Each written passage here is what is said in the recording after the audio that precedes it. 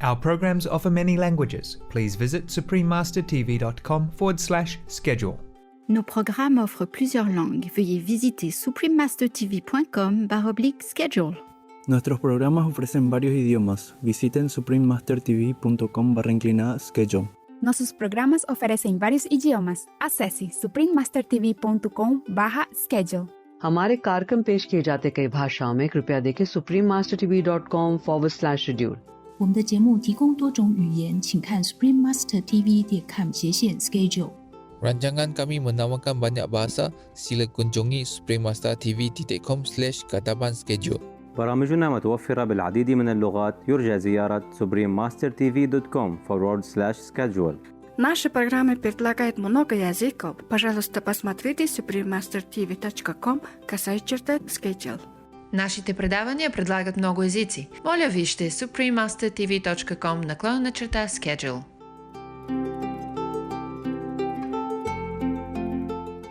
In the beginning of that primordial time of our world, these beings, they don't need to eat anything. These beings, they don't eat anything because they came from the third world or second world, or even astral world, and they don't eat anything. Therefore, they can fly everywhere. Yes. And they just live their life almost like the way where they came from, like from heaven. Please continue watching to find out more. Supreme Master Ching Hai's lectures are not a complete meditation instruction. Please do not try alone. For free of charge guidance, please visit godsdirectcontact.org or contact any of our centers near you.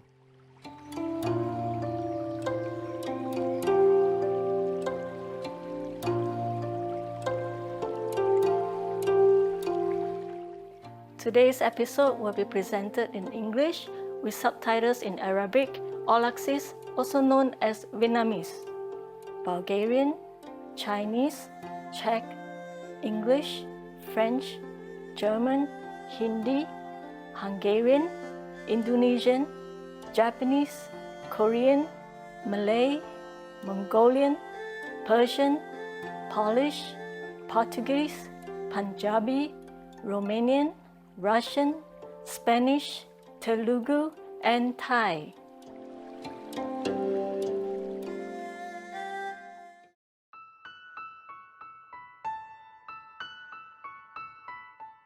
亲爱的观众，很高兴见到您。我是伊凡，来自现代化的新加坡。这里以爱和真挚的友谊欢迎您。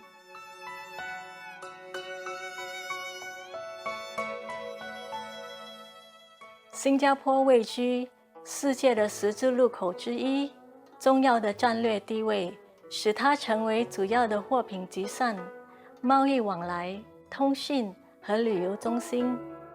今日，新加坡拥有世上最繁忙的港口、最好的机场和航空公司之一。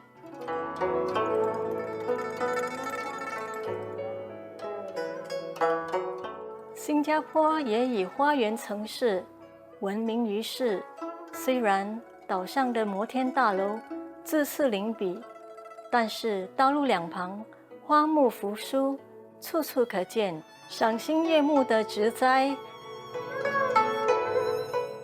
这都得归功于新加坡政府常年努力种植树木，美化环境。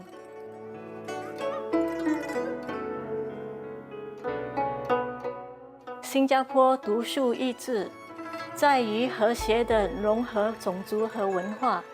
早期的移民由马来人、华人、印度人和欧洲人，成为一处民族大熔炉。各种族有其独特的文化，一年四季都有缤纷的特殊节庆，大家一起同乐。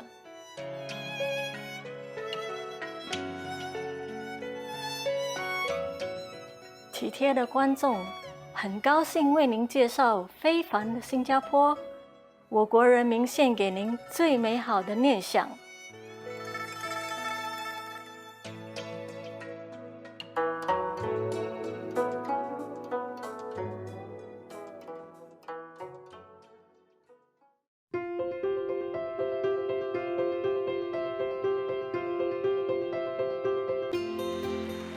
青海无上师30多年来以神圣教理照亮世界。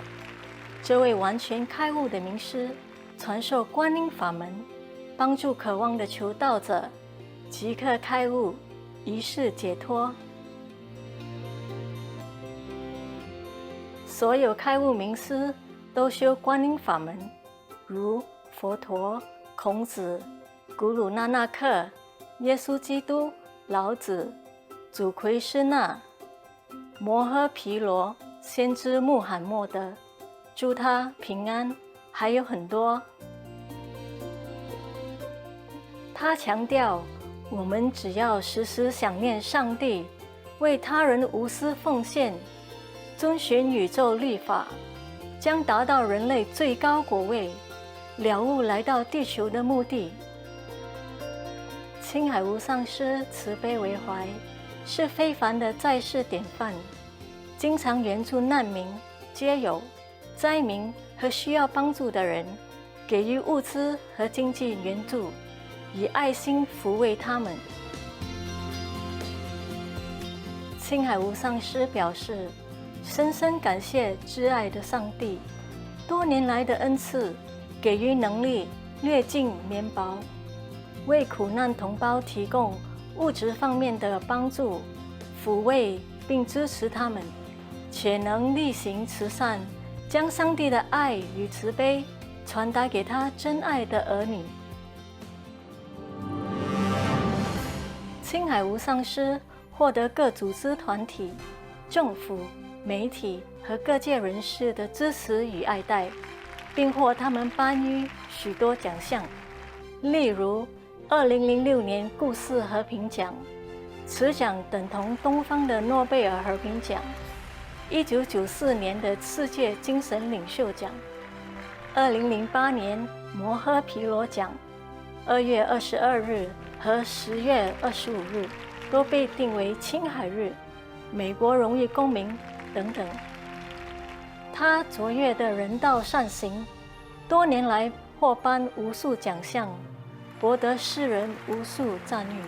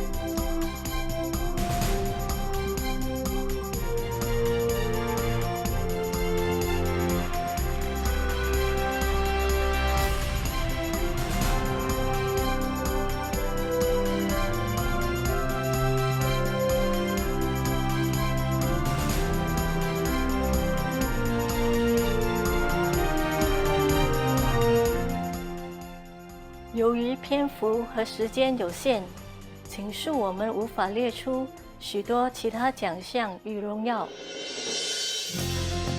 致力为动物发声的青海无上师，提倡和平爱心的植物饮食。他更许下宏愿，希望人类醒悟，众生皆神圣，缔造和平辉煌的纯素世界，动物和人类共存共荣。他以各种方式倡导纯素生活，例如广发传单，您也可以选择这样的生活；开设爱家、国际纯素餐厅、纯素食品公司、纯素皮草产品和无上师电视台。他也经常呼吁政府和媒体领袖，并参加气候变迁视讯会议。无论世人是否警觉，其努力影响世人自具，唤醒人们选择善待动物的生活，并奉行慈悲之道，天下才能永久太平，救地球免于气候变迁及天灾。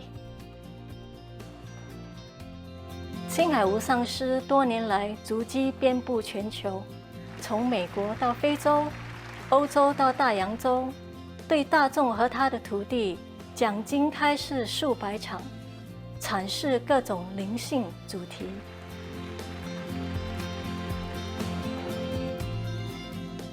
今天我们有幸为您播出其中一场精辟的开示，主题为师徒之间节目《楞严经》4决定清净明慧的断偷与断妄语7集之一。2018年12月23日，以英文开示于台湾新地，台湾又称福尔摩沙。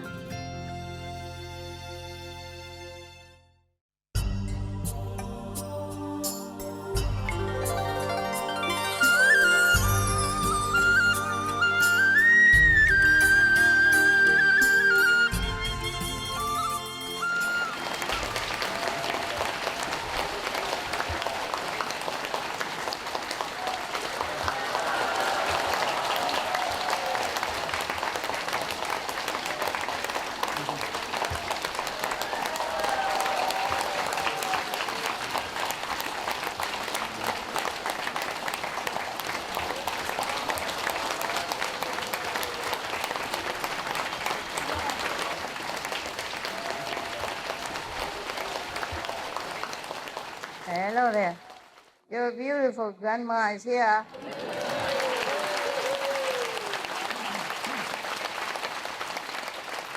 New stuff. Bling bling.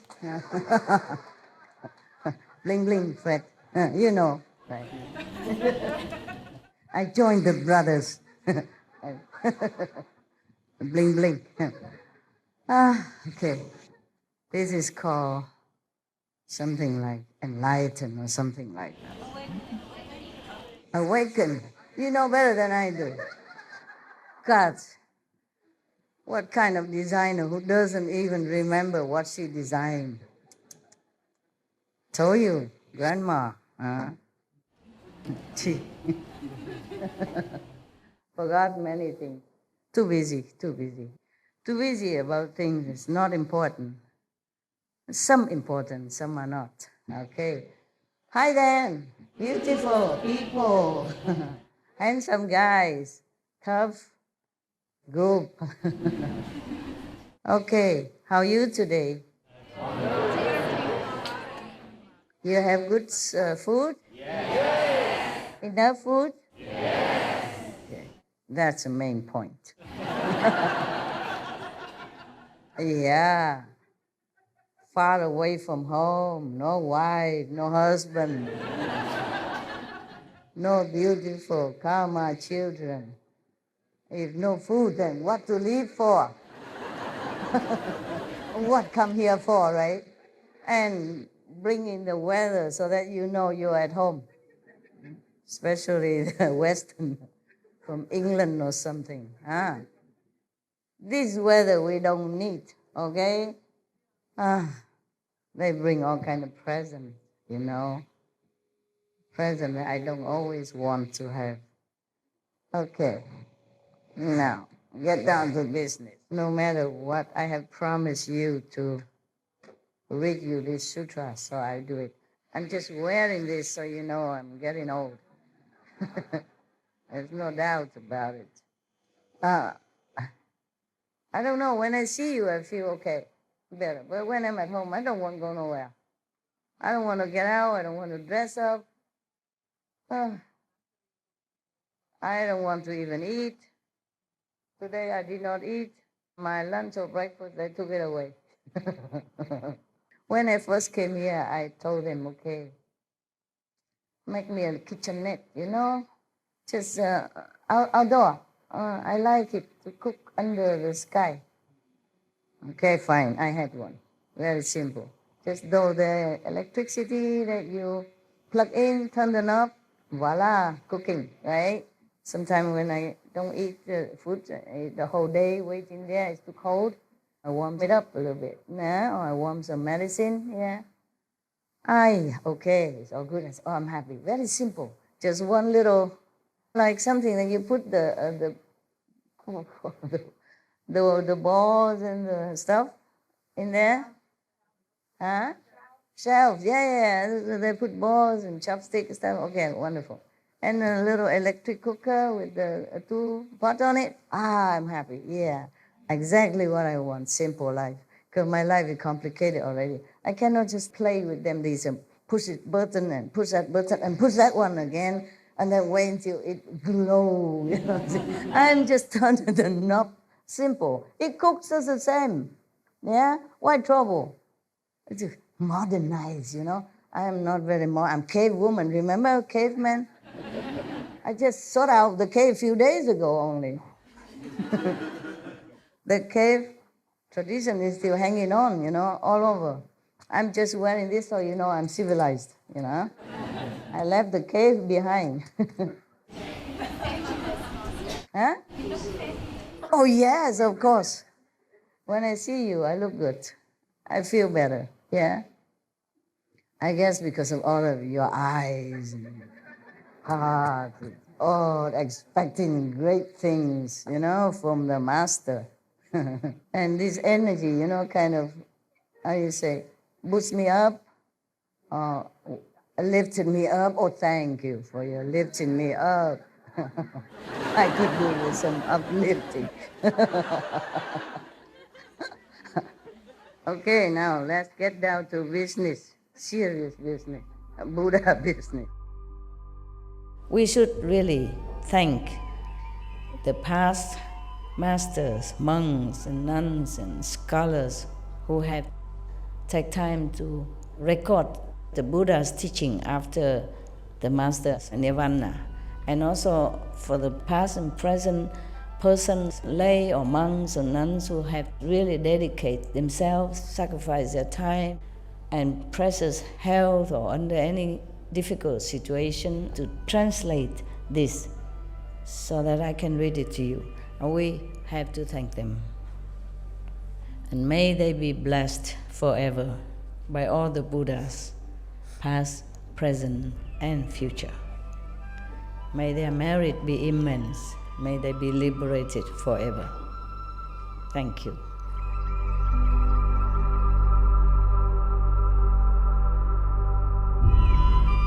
According to Buddhism and the believer and the tradition, when you read Sutra and all that, you have to put on incense, flower, you know, and bow to the Sutra first and thank all the Buddhas and Bodhisattvas in 10 directions, all respectfully, before you read it, okay?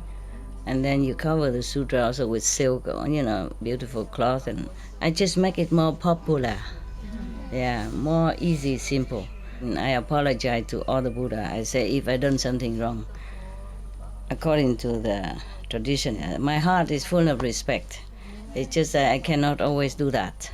So please, all the sin, whatever I've done wrong, is all on me. At least other people, they hear the names of the Buddha, according to the Sutra, they will get benefit. Yes.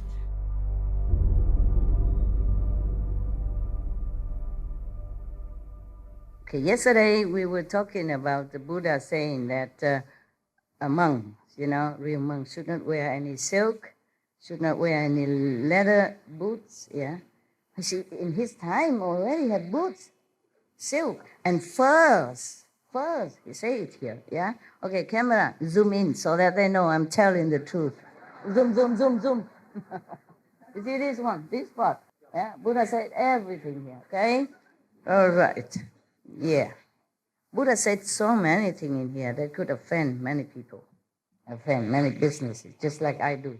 Maybe that's why some people say, this is not a Buddhist sutra. It's not Buddha who said that. Nonsense. If Buddha didn't say that, who said that? Huh? I wasn't there. Was I? No, we were not there to tell people, be veg, go green, nothing. It was the Buddha who said this. That's why I said to the team, put the Buddha vegan, not vegetarian. Vegan. Was a lot of Jainism.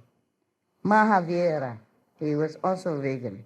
He even advised, not allowed, but he advised his disciple to not to even eat root, not to dig the root to eat it, because it might hurt the worms. The worms in the ground. There are some roots that don't attract worms, so you can eat. But there's some root maybe attract worms, and by the digging, maybe it will hurt the worms. All the masters are so compassionate like that. Yeah. Are you Hindu or sister? Hindu, right? Yes. Hinduism also emphasized ahimsa in any form at all. Yeah? Not to talk about going to war or killing animals, to each other, to insects, to everyone. Now, Buddha is no exception. The Lord Mahavira is no exception. So, not wear silk, not wear leather boots, not wear furs, not wear down. From the birds, the geese, young feather, yeah? Yes. Originally, I thought only when the feather fall down naturally, but maybe by the demand of the industry and the people, maybe they pluck, especially the little chicks. They care nothing. Chicken, if it's a male, meaning no more, cannot produce eggs, they just throw them in a drain and then just grind them and then die. Oh, I cannot sleep for many nights thinking of this poor chicken. Oh, God. Yeah. Okay. So you don't even consume milk. I mean, the monks, the Buddha talking to the monks now. Not even cream. Cream is from the milk, yeah? Not that kind of cream.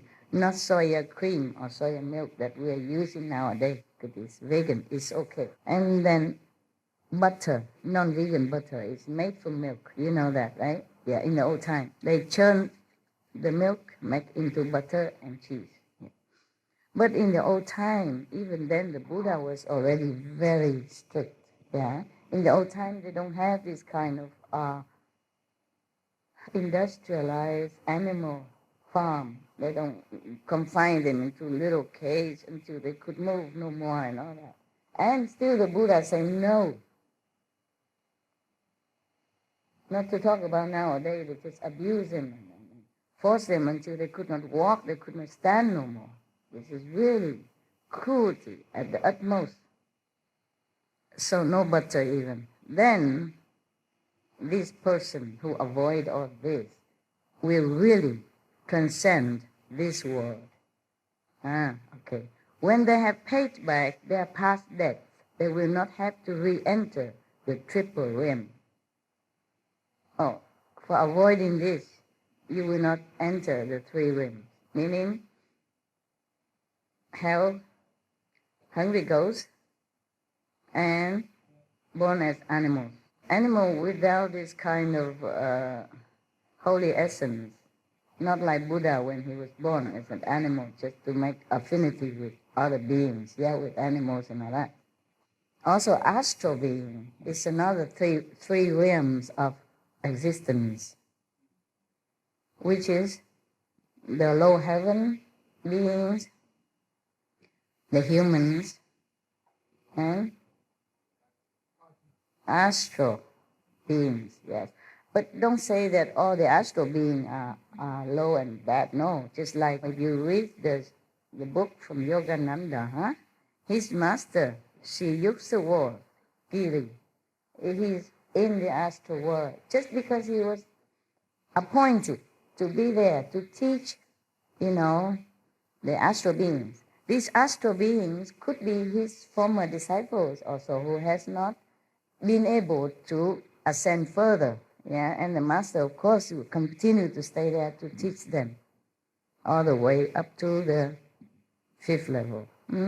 Okay, that's why Jesus promised, I will never leave you nor forsake you till the end of the world. And many words, not just this word only. So this is a promise of a real master. This is true like that. But hurry up, okay? Don't stay in the astral level. And thinking, oh, master will come and take me anyway. It could take long, long eons. And you see other brother and sister on other religious group passing by you with flying color, and you're sitting in the astral world and thinking, when will I get up there? When? When? When? It's just like here. If here you don't practice diligently, you go up there, it's the same. If you don't practice diligently, then just staying there. It's like when we study in the class and we are lagging behind. And if you're lagging too long, then maybe you have to be recycled again so that you become human or others, so that you can continue to learn, maybe with other masters if you're lucky, if you have enough merit. It depends on what you want, really. All right. So now, being a vegan, avoiding all animal byproducts, doesn't give you complete liberation. The Buddha said only he will transcend this world, not S, world, and with a D, okay? Meaning, okay, you be able to avoid the hell, the being hungry ghosts, or be reborn again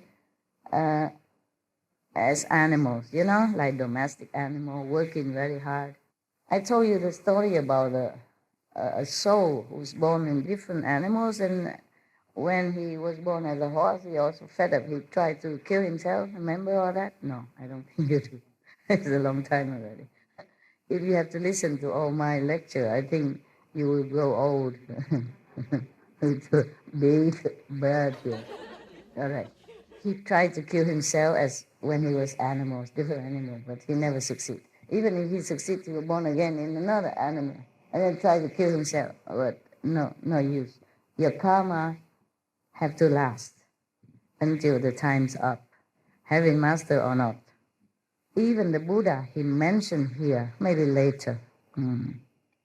Yeah, not here. After, we have more to come. You see that? You see how long it lasts here? Huh? You see how much I have to study, do my homework for you? And before that, I do homework before that also, to check out anything else. And then I keep reading and I lost the pages. Oh, I just keep looking again. Where is that demons? Where is the demons? Because the Buddha was talking about demons. Understand that possessed practitioners when he or she not vigilant enough, okay? And then I lost the page because I keep reading, and then I forgot, and then something, or maybe dogs barking, or somebody bugged me, somebody or something, and I forgot my page. I come back to keep looking many hours until I find it. There's no index here so that you cannot find where is what. Oh my God. A lot of fun, eh? For you. Very funny. Huh. The Buddha also asked them, why? Is it because when one wears something taken from living creature, one creates condition with it? Just as when people eat the 100 grains, their feet cannot leave the earth, the ground. Meaning, in the beginning, why Buddha say this? In the beginning, in the other kind of sutra, I don't remember which one, the Buddha mentioned that. In other kind of sutra, when the Buddha talked to someone else before, long time ago, long before this one, and the Buddha mentioned that in the beginning, when this world just began to form, yes, and there was empty, vacant, and then the Brahman being came to establish his throne here, and then he was lonely and he was thinking, oh, I wish some other beings would join me. And then slowly other beings would join him. In the beginning of that primordial time of our world, these beings, they don't need to eat anything. These beings, they don't eat anything because they came from the third world or second world, yeah? Or even astral world, and they don't eat anything. Therefore, they can fly everywhere. Yes, and they just live their life almost like the way where they came from, like from heaven. Yeah, the heaven people, they think and they just get what they want. They think and they just fly. If they want to go to Kaohsiung, they think of Kaohsiung and they just go, flying. No need airplane, no need buying, booking, passport, nada, nix. How nice. That kind of life is heavenly life. And then slowly they live in the world, then they bore, they play, they frolic around, and then one day they saw some form that manifests itself on the sea surface. And then they taste it. Oh, it tastes good. It's sweet and nice. That's the first time they ever tasted some physical substance. Okay, and then, they continue eating that. It tastes sweet. I guess it's seaweed or something in the very primary form, yeah? They eat, they like it, and then they eat, okay. And later they begin to feel like they should eat. They get the habit of eating. And then they look in, there's no more form around. The sea doesn't supply enough, so they go look something else. They see some crawling plants or some with flowers and look good, so they tasted it. It tastes good. So they continue eating that. And later they saw some fruit from the trees and they try that. Then they eat that. Oh, feels good. And so they continue eating one thing after another. And later they found some grains, and then corn and stuff like that abound on the earth's surface. They keep eating one thing after another. And then the more they eat, the shorter they can fly. The more they digest these earthly food, the lower they can ascend their body. And then their body begin from the etheric body, from the light body, it become more and more coarse and dense.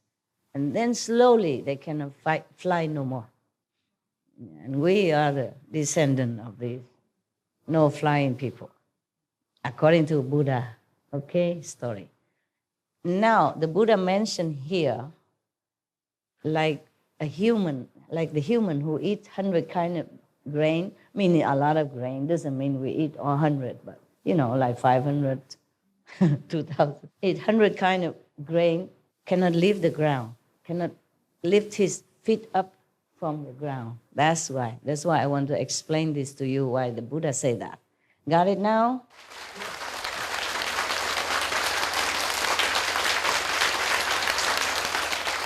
And then it doesn't end there. After that, they eat the grain, yeah? And in the beginning, the grain is a big, huge kind of round thing. Like, the rice, for example, a grain of rice is as big as, I don't know, maybe a few meters circumference, round like that. And then at the time, whoever needs to eat, that grain will just roll and roll to the door of that person. But later, they keep eating too much and the grain becomes smaller and smaller. maybe the marriage has diminished, until smaller size, and they become more and more human, earthling-like. So the grain becomes smaller, so they will use it, and then it scatters on the ground, and they grow into smaller grain, But nevertheless, it grows a lot. So more than enough for everybody. And they grow other things, they fruit, vegetable, fragrant herbs, all that. Okay. Everyone, they grow on the field. Everyone wants it. They just go out and get as much as you need. Okay? Tomorrow go get again. And then slowly their form change from like a genderless, becomes, they are different. Depends on how much you eat. The more our ancestors eat, the less beautiful they became. And then their form changed. Depends on what they eat or how much they eat. They change into men and women. And then it becomes the desire be born out of these, the different shapes. And then they begin to do things to each other. And then everybody else who doesn't do it yet point at them and say, how can they do that to each other? We're brother and sister. Oh, that's very bad, very bad. And they begin to then hide themselves. They start to have to find some place to hide. Then they start to live in cave and all that. And there's not enough cave then, as people begin to desire each other and try to couple with each other. And then so they build houses, and then they need land, and then they begin to possess, this land is mine, and then put fence around it. And then later, because they are too busy with each other, men and women, they're lazy. They don't want to go out into the field where the food were growing for them. So they don't want to go every day to get it. And then so they go out and take a lot to their home at one time. So they don't have to keep going out again. And therefore it becomes food shortage. And then they begin more and more trouble, conflict and fighting, and then possessive, and then begin to say, this piece of fruit land is mine, that is mine also. I harvested yesterday, today will be mine again, next week, next month, next year, all mine. And then it begins the trouble, fighting, competing. And then the government are born. Because somebody has to interfere with all this fighting and arguing and quarreling. Okay, and then you have police, and then you have army, and then etc., etc. And we inherit all this until now. So, now you know. So, the Buddha continued. This is Buddha talk now. So, both physically and mentally, one must avoid the bodies and the byproducts of other living beings by neither wearing them nor eating them. It's so clear. I read word by word, It's not me, I say that, Buddha said, I say that such people have true liberation. Then finally, they also have liberation if they don't eat meat. I guess if they don't eat meat and wearing animals or using animals' product, then they are at least liberated from the 3 lower incarnations. And then because they continue to do that, they have no more bad karma, very little karma. Then when any master comes, they would be able to find him. The master will find such a pure and karma-less people to save them. Then, of course, finally, they will be completely liberated. Sooner or later. So that's why the Buddha say that such people have true liberation. The Buddha said, what I have said here is the Buddha's teaching. I mean the saint's teaching. Not just him teaching, but him in the lineage of the saint. The Buddha's lineage, the saintly lineage. What I have said here is the Buddha teaching. any explanation counter to it is the teaching of Papayan, mean the heretic, or atheist, not true teaching. Further, now Buddha explained something else, some other precepts, okay? We had, like purity from lust, no more lust precept. And now killing precept, we just done. And now Buddha continued to expound further about the non-stealing. So Buddha said, further, Ananda, if living beings in the 6 paths of any mundane world had no thoughts of stealing, they would not have to follow a continuous succession of births and deaths as well. All these precepts are paramount, important, so that you can be liberated, at least from a lower birth of existence. And then slowly the master will take you up higher. So the Buddha said, your basic purpose, meaning to Ananda and the monks at that time, your basic purpose in cultivating samadhi is to transcend the wearisome defilement. But if you do not renounce your thought of stealing, you will not be able to get out of the dust, meaning this kind of dusty world, the earth, yeah? Even though one may have some wisdom and manifestation of chan samadhi, mean meditation samadhi, one is certain to enter a devious path if one does not cease stealing. At best, one will be an apparition. On the average, one will become a phantom.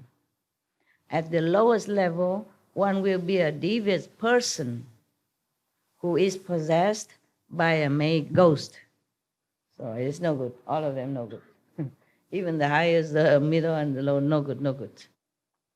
These devious hordes have their groups of disciples as well. Imagine that.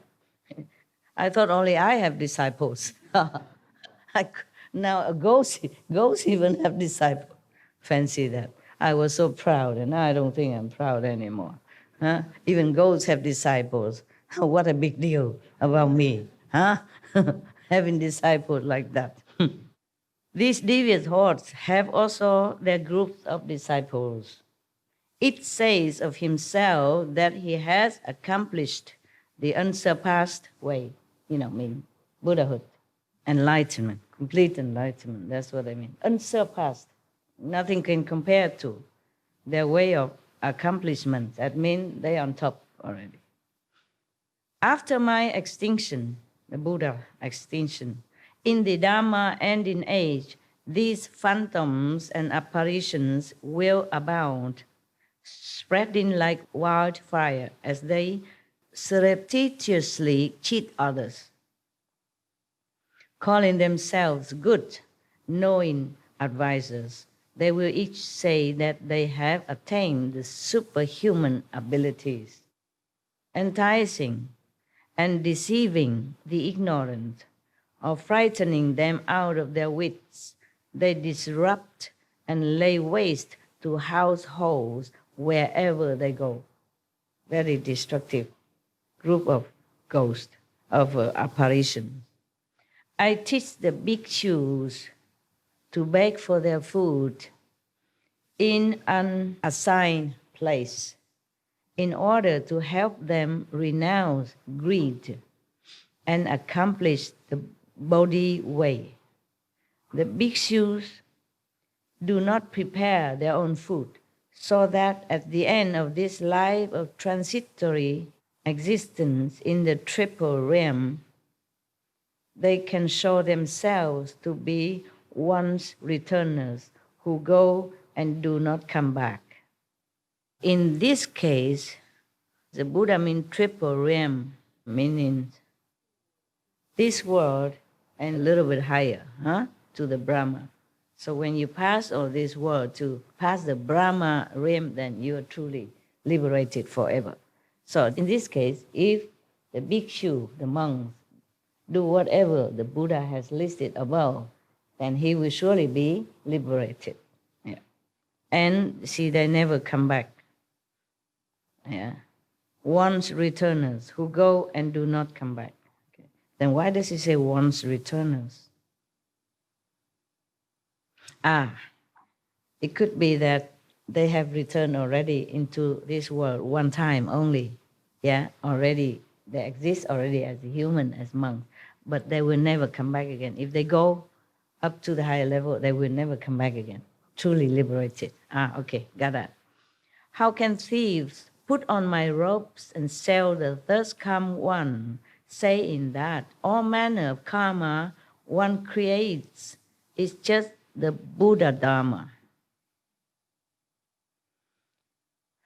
The Buddha means that these people, the one who are not worthy of monkhood, the one who doesn't keep the precept and just put on the robe, look like a Buddha or a monk and cheating others, selling the Buddhas even, meaning just repeat what he said, but don't do anything as the Buddha did, and just cheating people just to gain their fame and richness, comfort, life, or make people respect them, bow to them, just to gain their own benefit.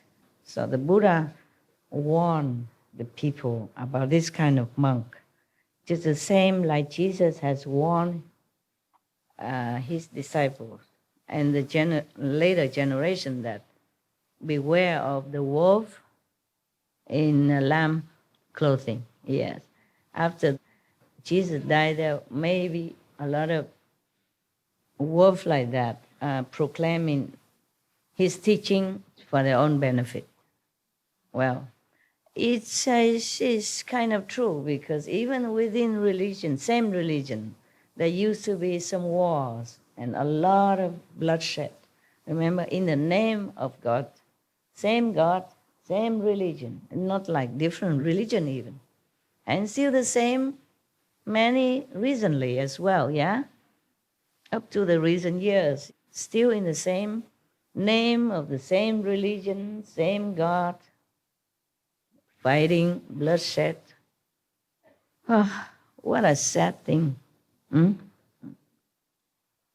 So the Buddha continued to say that these so-called monks, so-called fake monks, will slander those who have left the home life and regard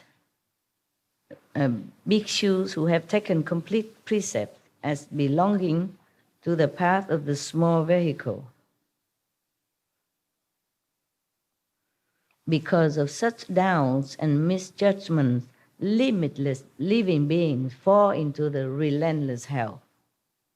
Not only these people, they sell the Buddha teaching for their own benefit, but they also misled other people to fall into the wrong concepts, the wrong way of life, and or go to relentless hell. It is non-stop punishment, relentless. No respite, that's what it is, right? No stop even for 1 second. In some hell, you have a tea break. I told you that story. But this hell, no respite, continuously. You cannot die, you cannot live, nobody helps you. Nobody hear your voice. You don't hear any of the saints' name in that kind of hell. You don't have even a nanosecond to even think of anything good, like saints or Buddha, Jesus, nothing in such a hell. In such a situation, it's made to you like that. Make you completely forget about everything, just suffer too much, relentlessly, continuously, that you cannot even remember 1 nanosecond about the Buddha or anything. This is a terrible hell to fall into. And it go on forever. That's why they say non-stop and relentless. I wouldn't wish anyone to fall into that kind of hell. Please keep the precept. At least you won't fall into hell. Even if you don't believe me, don't follow me, keep the 5 precepts for your own sake. Don't have to believe me. Just be a good person. Meditate if you can. If not, keep the 5 precepts. If you anyone who keep the 5 precepts and never kill anyone, never has harmful thought to anyone, at least he can be reborn again as human. Even if they eat meat, but because they don't know, ignorant, and they eat meat, but they have never killed themselves. They never kill the animal themselves. Then they still continue to be born as human until their merit run out before they even meet any master. If they meet the master, any enlightened master who has the power to liberate them while they're still in human form, that's lucky people. Because their merit is still have to attain, to remain as a good human, healthy and sane intellect, to understand what the master is talking about and follow a master. But if their merit run out or they become handicapped or mentally incapable, then even they meet the master, useless. Understand? They don't understand what is it all about. They have to understand what the master teaching in order to uphold it, to follow it. Then they can be liberated. So keep the 5 precepts. Always think good, do good, and help others if you can. Then you'll be surely reborn again as good human. Have a decent life or maybe a rich life. Depends on how much you give and how much heart you have while you're giving it. How pure you are when you're giving. Yeah. Then you'll be rich or medium, rich or poor accordingly. Okay? Yes. Master also no exception. Not because you are master and then you can just live recklessly and disregarded of the law, or no helping people, no sympathetic to people, and no charitable heart, then also no good. Actually, before you became a master, you must have been trained all that already. Otherwise, you couldn't be a master. What I meant is, even you have become a master already, but your karma in the past life, you have not paid, still have a little bit, then it will double, triple, 100 times more, so that you suffer more than normal people. Okay, I say that bhikshus who, after my extinction, have decisive resolve to cultivate samadhi, and who, before the images of thus come ones, the Buddhas, can burn a candle on their body, or burn off a finger, or burn even 1 incense stick on their bodies, will, in that moment, repay their debt from beginningless time past. Okay. They can depart from the world and forever be free of outflows. Outflow means fault. Though they may not have instantly understood the unsurpassed enlightenment, they will already have firmly set their mind on it. Now I want to explain to you something. Burn the candle or burn the incense on your body. That was because Buddha is not there anymore, okay? And some people are so earnest, want liberation, so they do some kind of little sacrifice on themselves. Therefore, if you became a monk or nun in a Mahayana tradition, just like I did, they put some incense on your head, to burn it. I still have 3 holes here. Some burn even more, but 3 is the minimum, just because of that. Because it's believed that if you do a little sacrifice like that, you will be free from sin. You set your mind truly, firmly on the path of renunciation and to help yourself and sacrifice for others. This is a symbol of sacrifice and disregard your comfort for other beings in the future. Because to be a monk, your ideal is to liberate others, to help others to understand the holy teaching, not for yourself only. So anyway, some burn more afterwards. But at the time of ceremony, for being a monk or nun, they give you 3 burning incense only. It burns until your skin burn off. The incense is small like that, okay? And then it keep burning until it burned to your skin. Yeah. And it did hurt. And if you want to burn more, you do it at home, because at the time of taking the precept, the full precept to be a monk and nun, there are so many people, so there's no time to burn more for you, but you can do that more at home. Of course, your head are all shaved already, so it's only the skin, the tender skin, and you burn where the most tender, right in front here. That is a symbol of self-forgetting, self-dedication, self-sacrifice, so that you remember that you must do everything you can to help others, okay? Right. So that's why you're here. Okay, I explained that to you now so you understand more, huh? Yes. So if you want to become a monk or nun, for example, like that, in this Mahayana tradition, you have to be vegetarian. Yeah, and you have to burn your body, your head somewhere. Head is easy for them because the head is shaved clean before that, and then they put incense, it burn until it burn your head, your skin.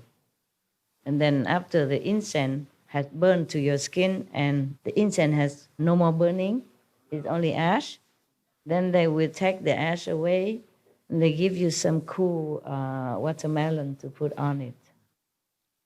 And they take care of you very tenderly, though. Very nice people. So the Buddha say that. The Buddha gave many, many methods to purify yourself, because he knows after he left, they might not be able to meet any other master. Even if you met a master, you will not understand it, you will not know. So if you continue to follow the Buddhism, and if you do this and that, then the Buddha will also be connected and help you somewhat. So it doesn't matter which tradition you follow. The original master will also try to help you. It's just the problem is a human that rejects it. Jesus, for example, Jesus always tried to help invisibly, but human that reject him.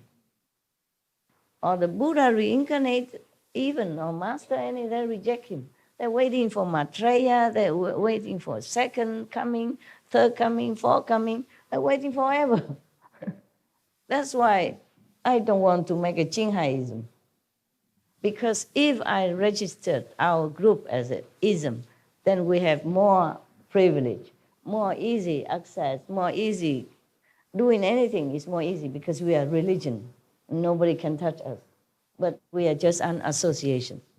Even then, people still think I'm trying to do something. Oh, I am trying to do something. I'm trying to awaken you and other people, whoever I can. But it's very difficult for any master to come down. After any master come down, they make a code out of it. They make an ism out of it. And then the other master come later on, or the same reincarnated master have problem, by his own teaching, previous teaching. I told you before, in my ashram before, Sihu or other place, I don't have any building. I use my money for helping the poor, the less fortunate than us. Yeah, I told you because you still have a home to go, right? And homeless people, they don't have. The disaster people, they have nowhere to turn to. Yeah? Even if you get wet here, tomorrow you go home, you have dry clothes, okay? Even if you sit in a tent, so what? Even you have a tent. Disaster people, they don't have a tent. Homeless people, they don't have a tent. Therefore, I use the money for other things. I did not build any ashram at all. And then I told you, don't worry, just wait until I die. You have a lot of churches, maybe.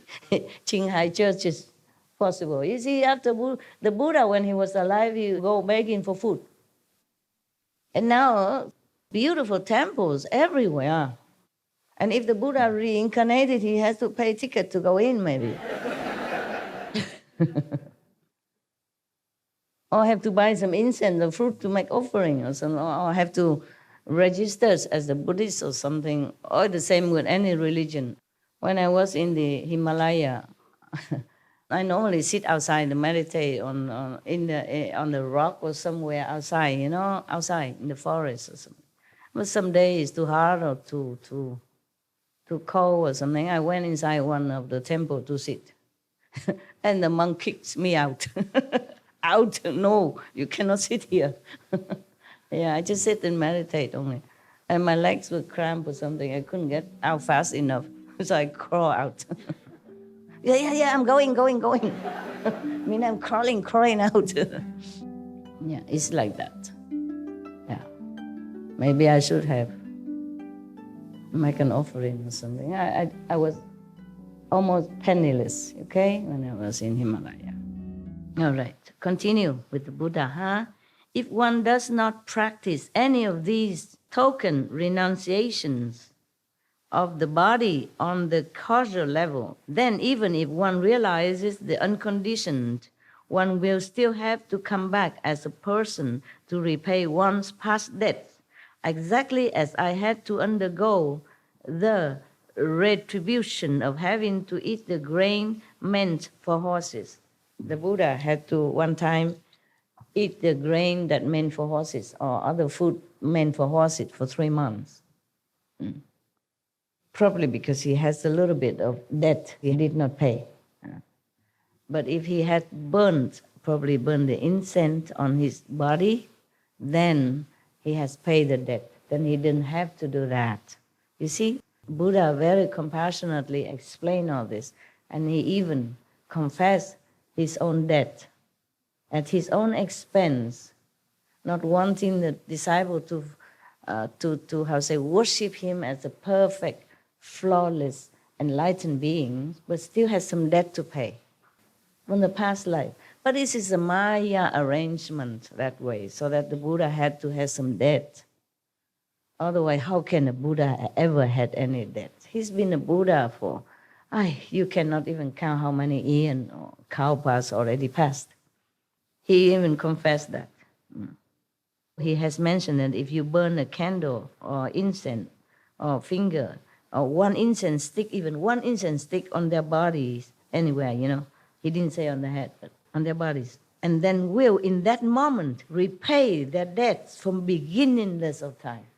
That's why I became a monk, in case I have debt, a lot of debts before. So I guess I'm free of debts now, and all the karma is yours. Yeah, yours karma on me. Because I have burned the incense, not just one incense, but 3. The Buddha said here, that means I don't have karma. Actually, before that, before I became official monk, I was in some ashram, walking, going from one ashram to another, looking for masters.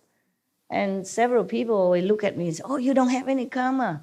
Look at my hand, or look at my face. So, oh, you have a bodhisattva eyebrow. I don't know what bodhisattva eyebrow look like, but I did have it according to them. And look at my arm and my hands. Oh, you have no karma. Not at all. That was before I became a monk, okay? Yes. And then I became Tibetan monk, and I became Hindu monk, and then finally become Buddhist monk. I try all traditions. So if I wasn't clean by the Tibetan monk married, then I was clean by the Hindu monks married. If not, then I triple it by become Buddhist monk. So actually, I was free of karma. So whatever happened to me is all your fault. Lovely karma, yes. It's nice to blame somebody else. It's easy. The most easy way, is to blame everybody else. Yeah. I do the same. It's fun. Okay, now, when, the Buddha continued, when you teach people in the world to cultivate samadhi, they must also cease stealing. This is the third clear and unalterable instruction on purity given by the first come one and the Buddhas of the past and the honor ones in the past. I mean, many Buddha, one Buddha after another, all the Buddhas teaching this way, all the saints, all the first come ones teach this way, the precept. is important. That's why even if you become a monk or nun, even you burn incense, or you still need to take precept. You take the precept so that you always go straight, you know. I give you only 5 precepts, and you complain, and sometimes you don't keep some of it. If you become a monk, 200-something precepts, monks and nuns, similar, understand me, in the Buddhist tradition. I don't want to tell you this, because if you know it, you have to keep it. Because you're lay people, so I cannot tell you. You understand me? Yeah. All kind of precepts you have to keep, not just 5 precepts. But these 5 precepts, even as Buddha mentioned here, are the main one. Okay? Because if you don't keep your mind pure from lust, other precepts also will be kind of depleting and, how you say, lacking. Okay? For example, if you're lusting after a woman, and maybe she's already married, or she's unattainable, and then, I don't mean you, but I mean some people who lacking of moral standard or lacking of self-control might try to find a way to harm anyone that get into his way to possess that woman of his desire. And then other precepts can also be broken. Therefore, the 5 precepts are the mother of other precepts, okay? All right. Keep them. Keep them with your life, okay? It's not just a written words. It is your life. It's your guaranteed shine for happiness ever after. Even if you stray from my teaching, keep the 5 precepts, okay? Because if you don't, you will be very terribly regret when you go to hell and undergoing all kind of payback, punishment. Okay, huh? I don't want that to happen to any of you or anybody at all. But you already been taught right from wrong, so you do keep it, huh? It's not that difficult. 5 precepts is a very simple rules which should not be even a precept. It should be like a standard living way of a human, a decent human, not to talk about saint or practitioner or anything like that. Keep them. In Catholicism or Hinduism or Jainism, they all keep precepts. They all have this kind of basic ahimsa, no harming to others, yes? And stealing is also harming others in a different way, yeah? Because if you steal somebody money or something that he or she needs, then you discomfort that person. You make her and him, hers or his life not smooth, and then you make him worry and then distracting him or her from their daily routine or efficiency to their work, whatever they're doing. So when you do something, think twice, okay, before you do it. That's all, very simple. Whatever not yours, even if worthless, don't take. Very simple, okay? Is that difficult? No. Been told decades already, huh? The Buddha tell Ananda that when you teach people in the world to cultivate samadhi, remember, because Ananda asked the Buddha, how in the future can I help all the beings, even though I myself are not very highly developed, I'm not, maybe not saved yet, but I want to save others. I want to try. So the Buddha teach him all this, yeah? So he continued to say, when you teach people in the world to cultivate samadhi, meaning after Buddha is gone, nobody there, then if you want to teach others and teach them all this, all the above mentioned, regulation, precept, principle, okay? And plus, if they want to cultivate samadhi, they must also cease stealing, yeah? Don't steal anything. This is the third clear and unalterable, uncompromisable. That is the real truth. Nothing can replace it. No killing. No unethical sexual relationship, okay? No stealing. Even if you married, you have to, I say, taper off. The master in India, even they are married. Many of them do. Yeah, because they married already before they became a master, or even afterward. But they have couple interaction only 3 times a year, just to make children, to do the tradition family. That's all. Not because they're lustful after that, just kind of duty. So this is unalterable rules of the universe that you must keep in order to be liberated, with or without the Buddha presence. Now, therefore, Ananda, if cultivators of chant, samadhi, in meditators, do not cease stealing, they are like someone who pours water into a leaking cup and hopes to fill it. I mean, useless, useless. You waste your time. If you pour water into a leaking cup, will the water stay inside? No. So if you don't keep these basic precepts, then no matter how long you meditate, it just keeps leaking out, gone to the Maya power. The Maya will take it and use it to harm you and harm others as well. He may continue for as many aeons as there are fine motes of dust, but it still will not be full in the end. It's like that. If you don't keep the precept, forget your samadhi, forget your meditation. Useless to you. That's what the Buddha said. All right, I say the same. In Thailand, there was one sister. She heard several disciples during meditation, seeing the vision that I was the King Rama V of Thailand. It's not my fault if they saw I was King Rama of Thailand. Understand me? Even if I was. Then she criticized me. Yeah. She said that according to her, any decent man will marry only one wife. The King Rama maybe have more than one wife. I can't remember. Maybe I'm not King Rama. I don't remember how many wives I had. If I did, so what? Okay? So I told her, even if King Rama or I married 100 times to 100 women, 100 men, I'm still enlightened. And I'm still in focus of enlightenment. And I'm still in heaven. Even master had to pay some debt, okay?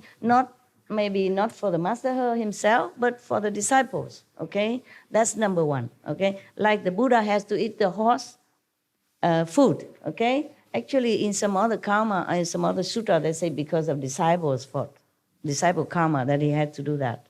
And no matter what, okay? There's a master business.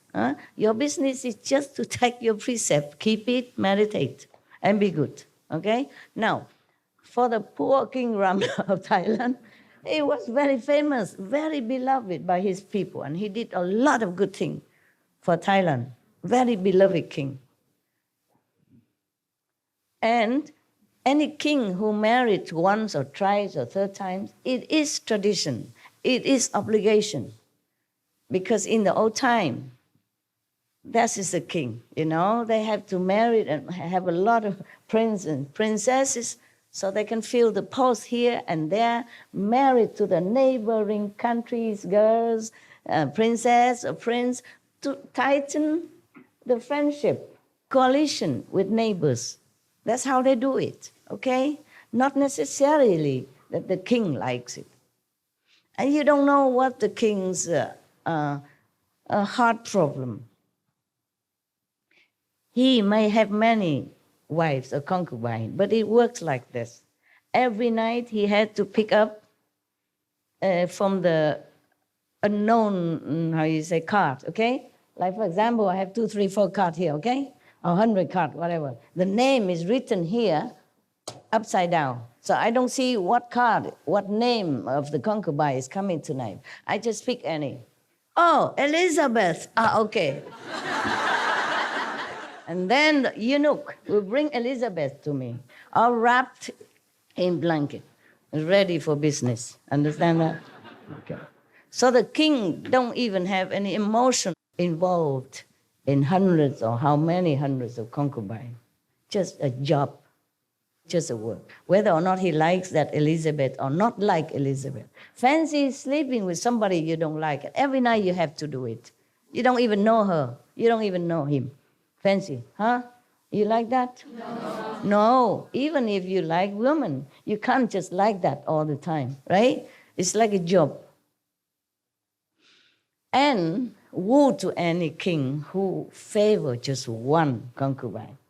Then sooner or later his kingdom fall. You can see that in history. I don't know if your history, but China, for example.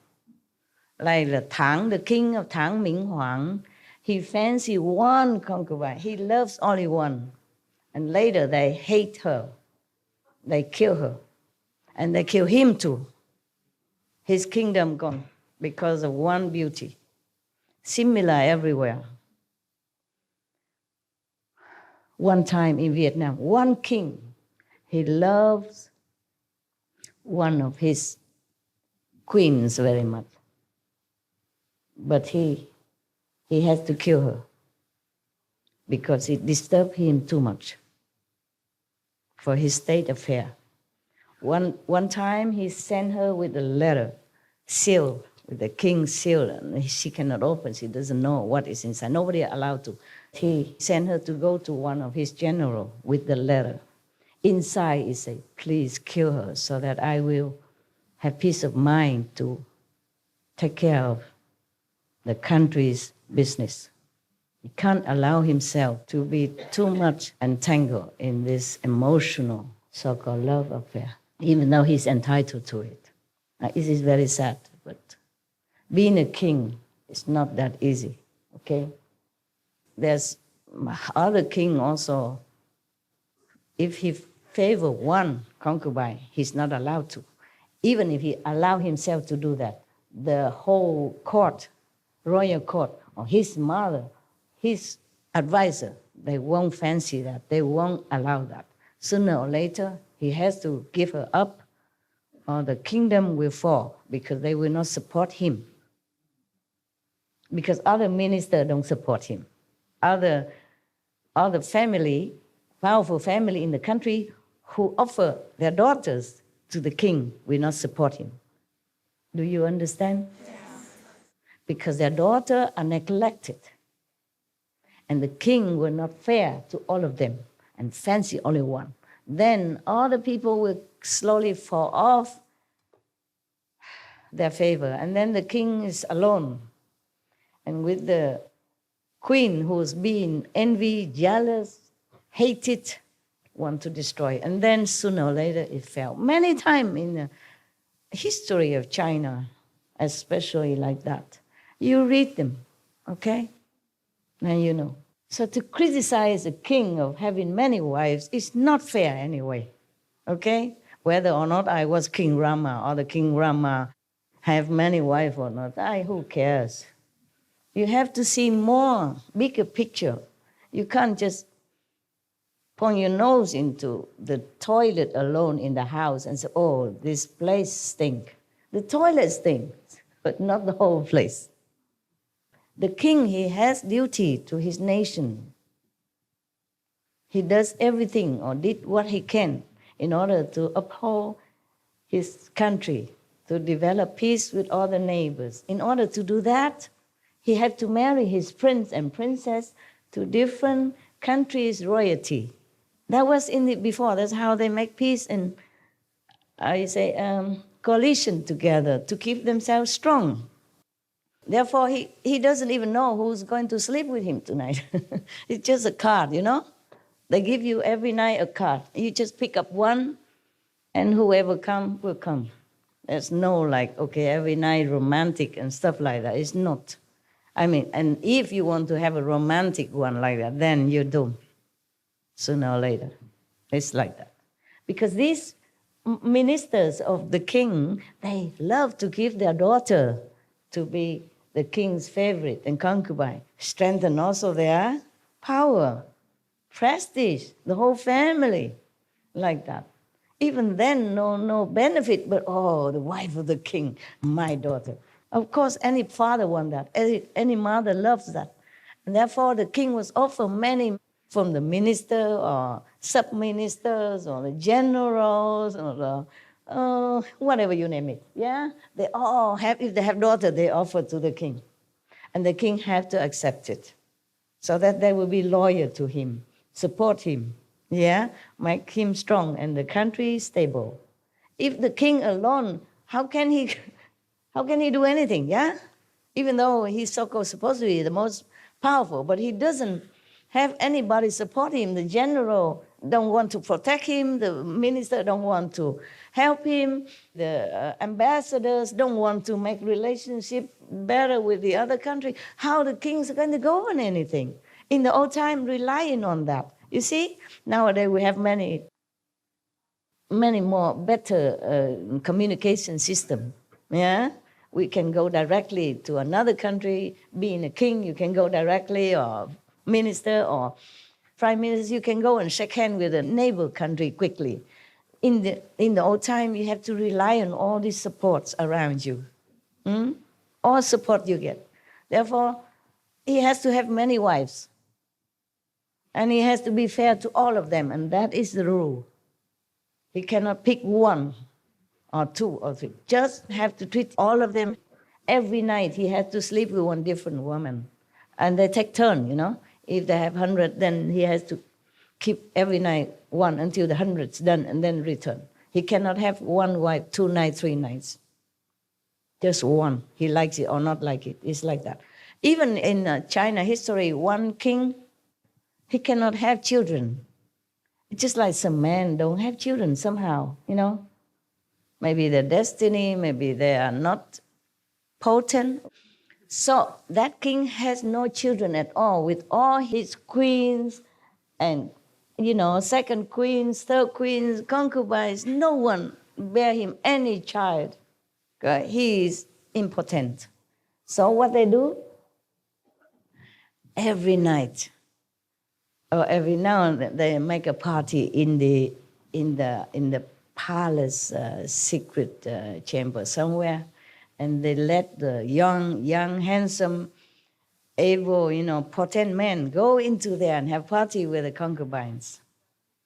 And then all the children are born from there, become prince and princess, and also marry off outside as the royal members. So the king still can, you know, strengthen his relationship with neighborhood country, even though he himself has no children. He does that. Very good. You see, so the king cannot even afford jealousy, not possessiveness of any concubine, even though if he's important, he cannot even afford to feel bad and then don't let other men come in and sleep with his so-called wives. He does that for the country. That is the man. No matter how many wives he has, he's a good king. You capiche now? Yes. You have to have wisdom, fairness, and IQ, okay? Not just judging a little petty here, petty there, petty. It's no good, okay? It's a little mundane, but you should know a little bit, okay?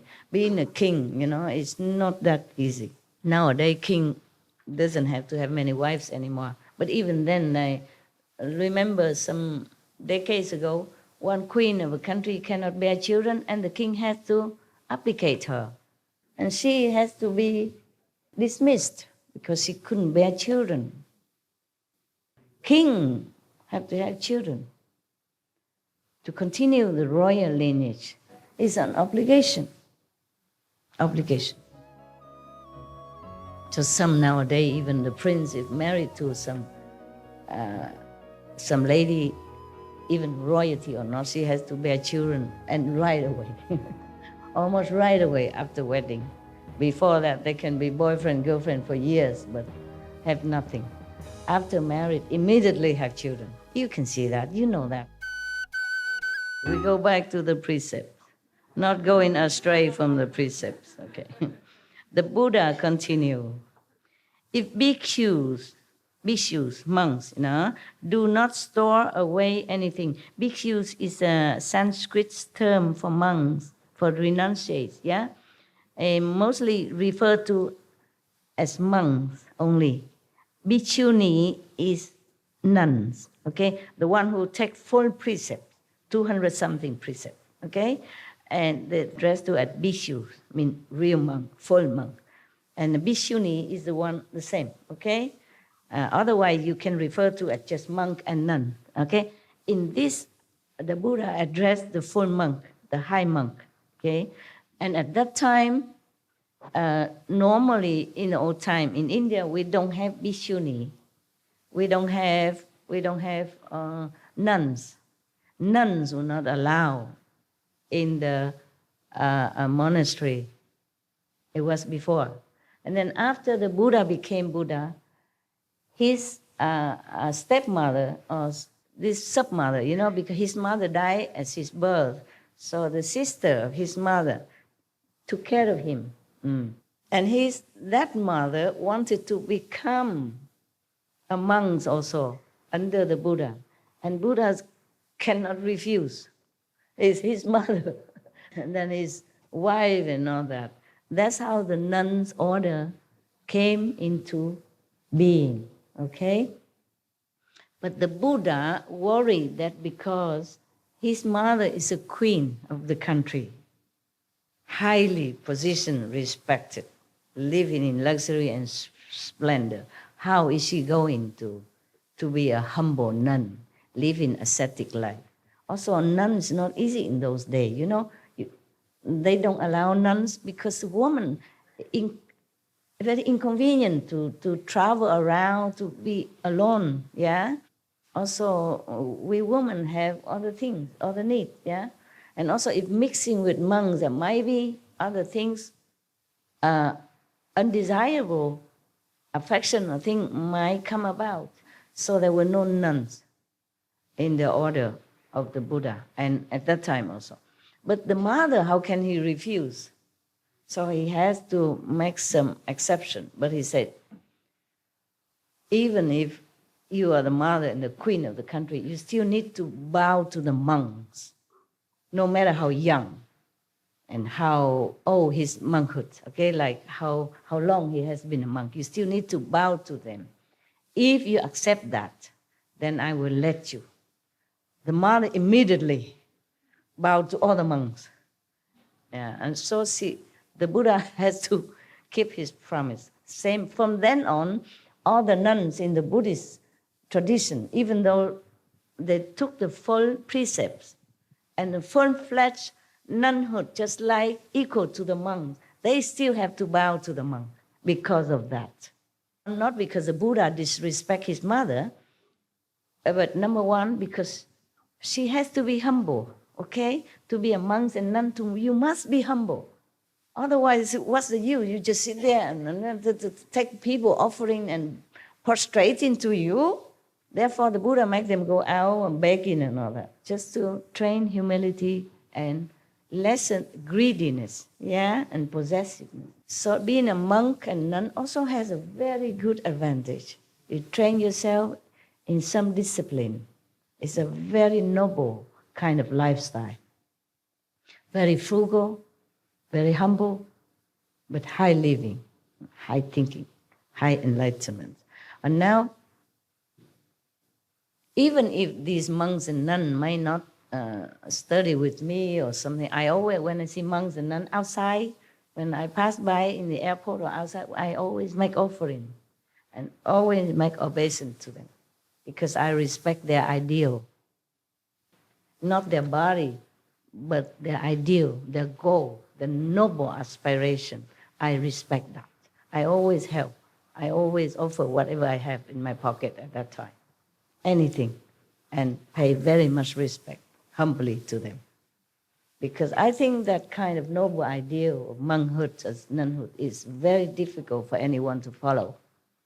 And if they can uphold it, they deserve respect. Whether or not they will be liberated or not liberated, I don't know who is high monk, who is low monk. I respect them all, okay? The ideal of life. you connect the pieces that we can't get from the Bible or the Sutra. We can read, and read, but we can't connect it the way you do it. Oh, really? Wow, I'm proud of myself. Thank you, Fred. Thank you. I don't know, it just come out. You can see, I always lecture spontaneously, talk spontaneously. I don't have any prompters or anything, whether or not I talk with the public or I talk with you. There's nothing prepared. Well, it's something maybe you have to know or you should know so that it strengthens your resolution in your practice. Yeah? It clears some doubts in your mind. So when you meditate, you're more focused. That's also good for you, huh?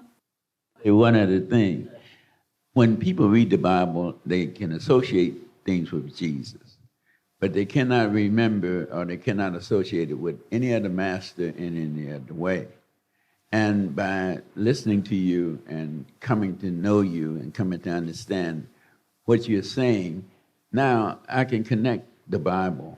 And I really didn't understand it like you think you do, but I can understand it now because listening to the pieces you put together and the way you can hear one part and you don't quite understand it, but you can remember a scripture or two to connect everything. And this is what you've been able to do. You enlighten, that's why. Yeah. By listening to talk, you can also be enlightened. It's just one method of enlightenment, one of the 84,000 methods. Yeah. Yeah, some monks in the Buddha's time, just hear the Buddha's voice. He became enlightened, became arhat. And that's how some people get enlightenment also, okay? It's just that Kuan method is the surest way, the long-lasting, and always can rely on, okay? The Buddha say that, but in another retreat, I will remind you again. I don't think we have time for this retreat, but another retreat, okay? When you go home, work, take a rest for me, and then I recover or do some more of my job, and then we have another retreat, then we go further, okay?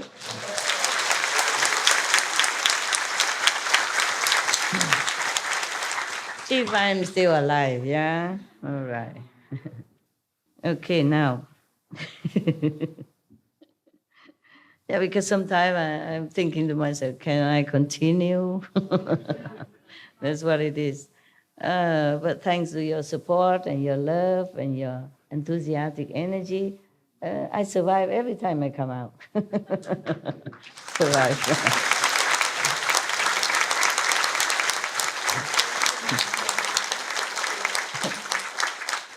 Yeah, by the way, I want to ask you, why did you cry yesterday? Well, there's a lot, Master, but everything you say answers something that's in my mind. Oh. It's really incredible how I can be thinking or feeling or wondering something, and you just sort of answer exactly what was in my heart. A lot of the things you were saying yesterday were so prescient, immediate to my feelings and my worries and my fears, and you offered me guidance at the exact moment that I was asking a question, and you offered me reassurance at the exact moment that I needed it. Okay. And I am so grateful. Thank you so much. I'm grateful too that you understood. I love you so much, Master. Thank you. Thank you. Thank you. I love you too, and your wife too. All right, my love. I'm glad it helped you. You're a good kid anyway. Yes, you're very good. I'm proud of you. In case you worry, I'm proud of you. Okay, I think you're a very good kid. Before you came here even, I saw you on TV. You're a good kid, okay? So don't worry, you're fine. Okay, so now you know. The nuns in Buddha time begin from there. From the Buddha's time. Before that, they don't allow women to be nun. Because in India, to be a woman, you should never go out alone anyway. Okay? It's dangerous, yes. And you don't mix with men or outside of your family. But the order of renunciation at that time and before that, it's always men, you see? Men, because they're tougher. They can sit outside under the tree to meditate. They can go out for alms alone.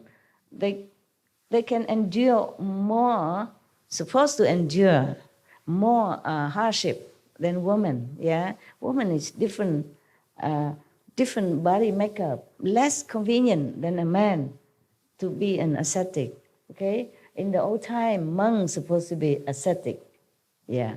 They sit anywhere, they live, they sleep on the ground, they have just a few belongings. Women cannot endure all that. The Buddha was also worried about that his mother, second mother, was a royalty, live in comfort and luxury, having servants, day and night. How is she going to bear this kind of life also? Not to talk about anything else. But she was determined. Yeah, she loves him that much, and she believed in him so much. So she determined. And then she has become a good nun. From then on, she became a chief of the nun. So anytime Buddha has some more nun, he will always handle it to her to take care. Yes, she was that enlightened. Yeah, but very humble because she knows, she understands the Buddha. She believes him, and she was enlightened. Very good, very good. But at that time, originally, the Buddha doesn't want any nun. Even after the mother begging him, he still don't want it. Because, a royalty and the mother, how is he going to mix in here? And where does she live? How can she endure all this? And is she going to be so snobbish and all the monks will be very afraid of her because she's a mother of the Buddha and the queen of the country? Who? These two titles scare any man. Not to talk about monks, yeah? And the Buddha worried that monks also very pure and simple. He worried they might feel oppressed, yeah? Uncomfortable around her. So he said, no. But thanks to whom, Ananda. He kneeled down and begged the Buddha, say, she is your mother. Yeah, you cannot differentiate that she's all sentient being. You preach that all equal. He preached back to the Buddha. He gave back to the Buddha whatever the Buddha said. Equality. All sentient being has Buddha nature. And then say, so I think you should also exercise compassion and mercy on your mother. Then the Buddha has to okay. So that's why in many Buddhist nunnery, they also revere Ananda photo, Ananda image, yeah, because he is the one who helped them to be able to follow this noble path. But maybe it's good for you to know something. Yes, thank you, Master. Yes. So that you know why is this and why is that, nah? If I just read this faster, but you don't know much more than the just the written word. There are history in here. There are background, okay? There are facts. And there are contributions of facts into this and that event, okay? At least you know I'm a real nun somehow, huh? I know something, right, about Buddhism. I don't know how I know all that. It's just too long ago. Somehow I just know, and I read here and there, I guess, huh? Okay, so the Buddha continued. More strict now. If bhikkhus, at that time no none yet, so he just talked about monks. If monks do not store away anything but their robes and bowls, yeah.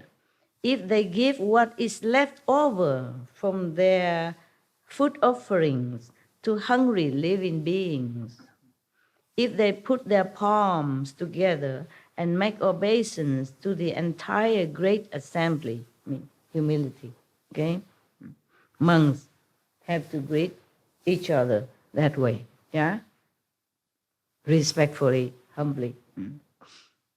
So, if when people scold them and they can treat it as praise, monk, yeah?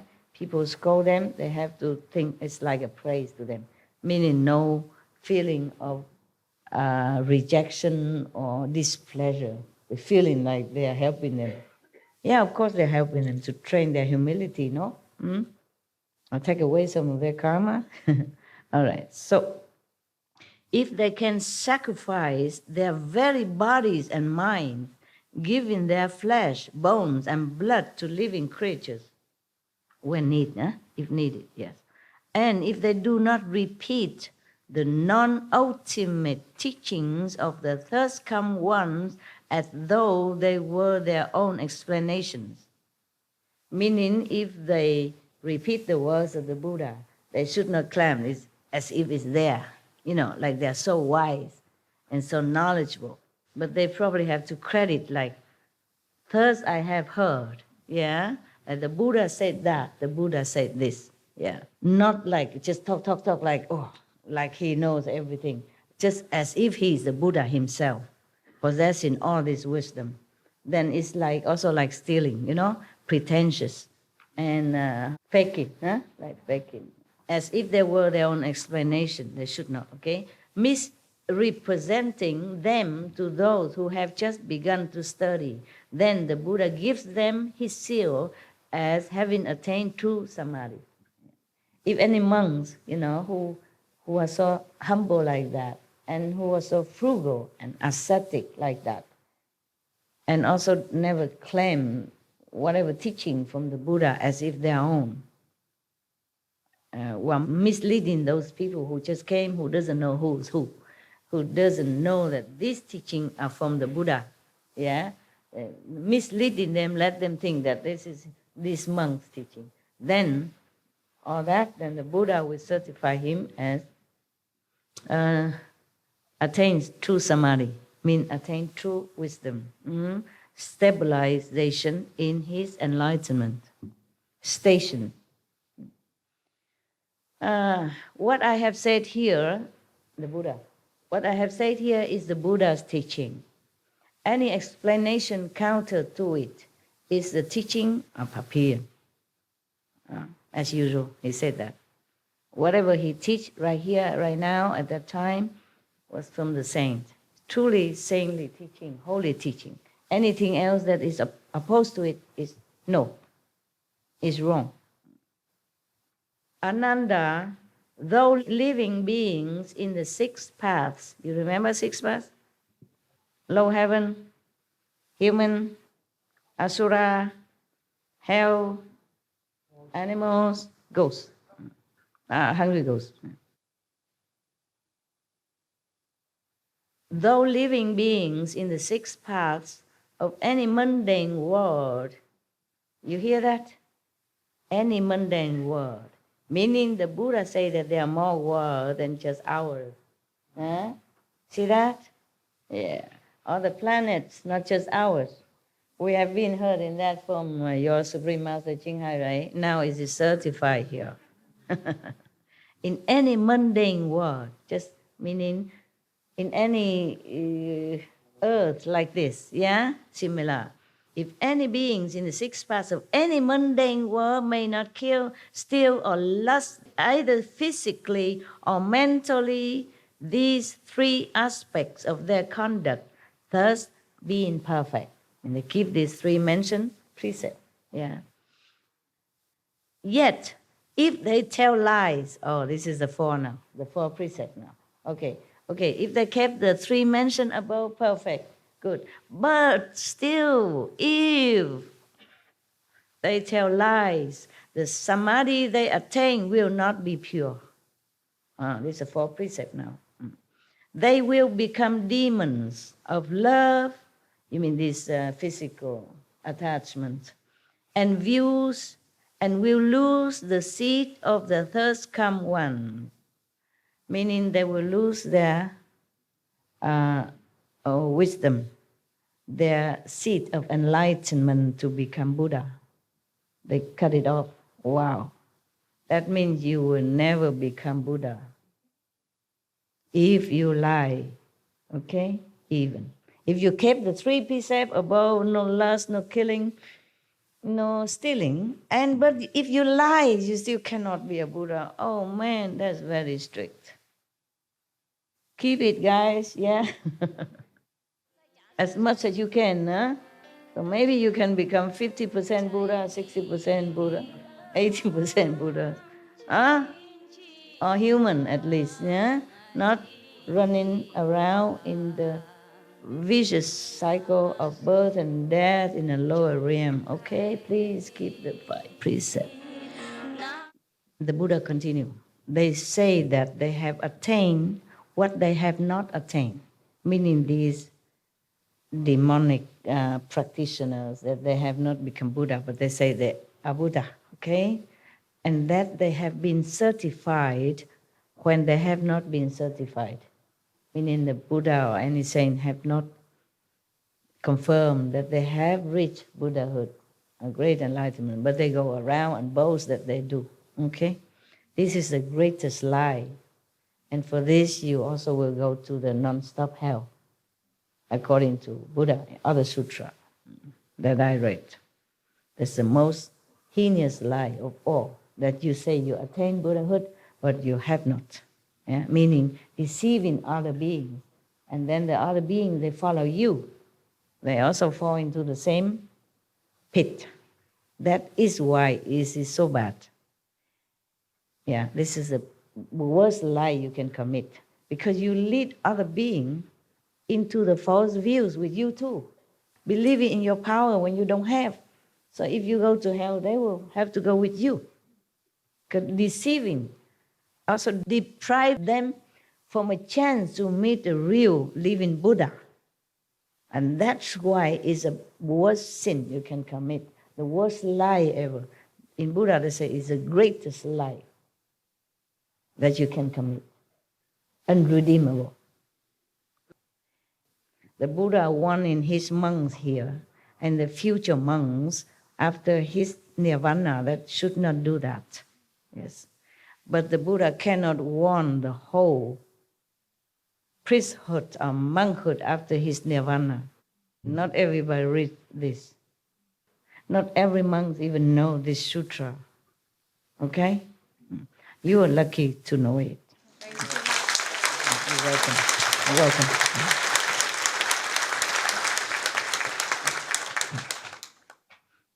Being a monk and nun is a very noble position, but you have to really fulfill that position with nobility, humility, and above all, enlightenment, before you even go out and preach to others and let everybody believe you.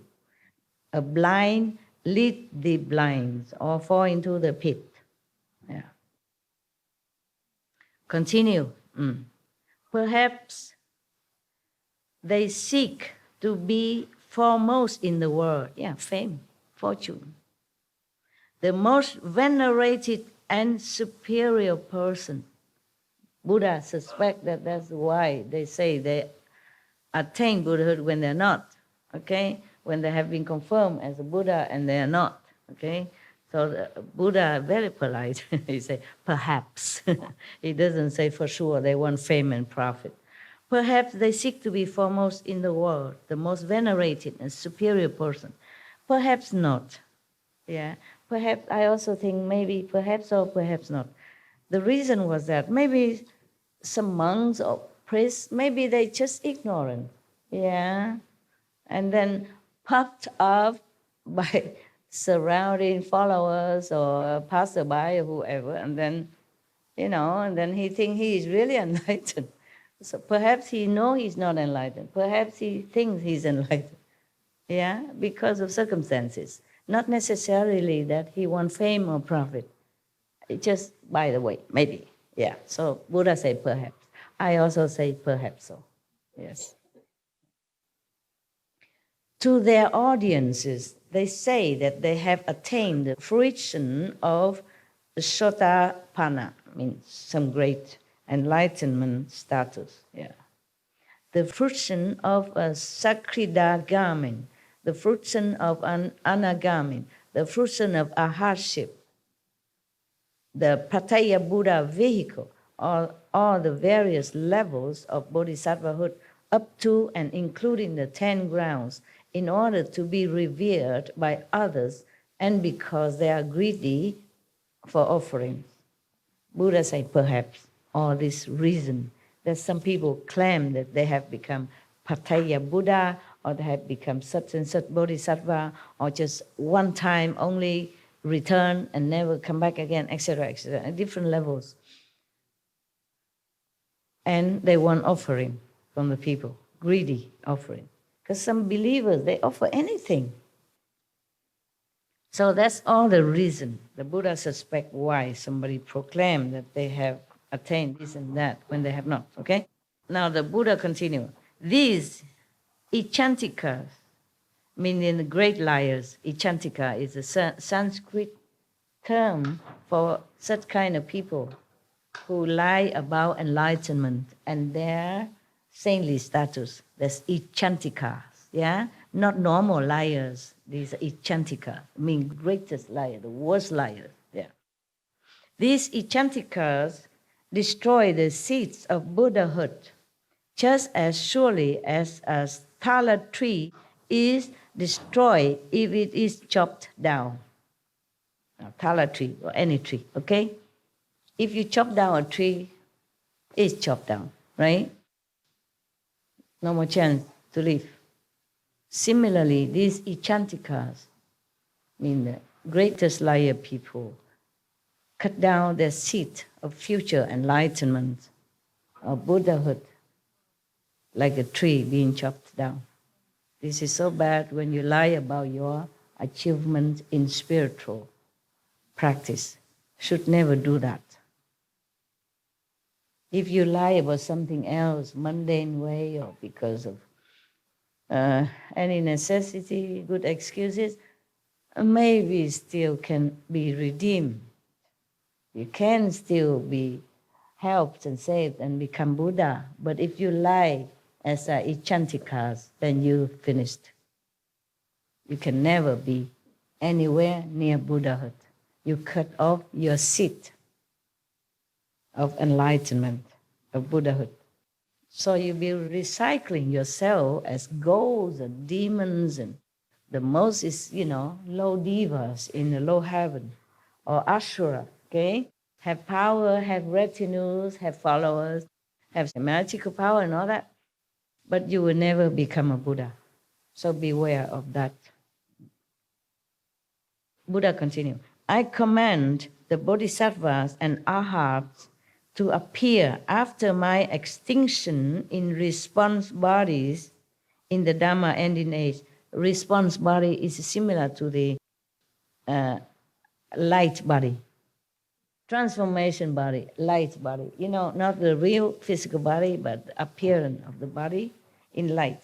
So the Buddha appealed to the Buddha, Bodhisattva, and the arhats in the future, use their transformation body in the Dhamma ending age, when the Buddha has gone to the Nirvana a long time, maybe 300-500 years after, and to take various forms in order to rescue those in the cycle of rebirth. Because Ananda has asked how he can help. So the Buddha keeps saying all these methods.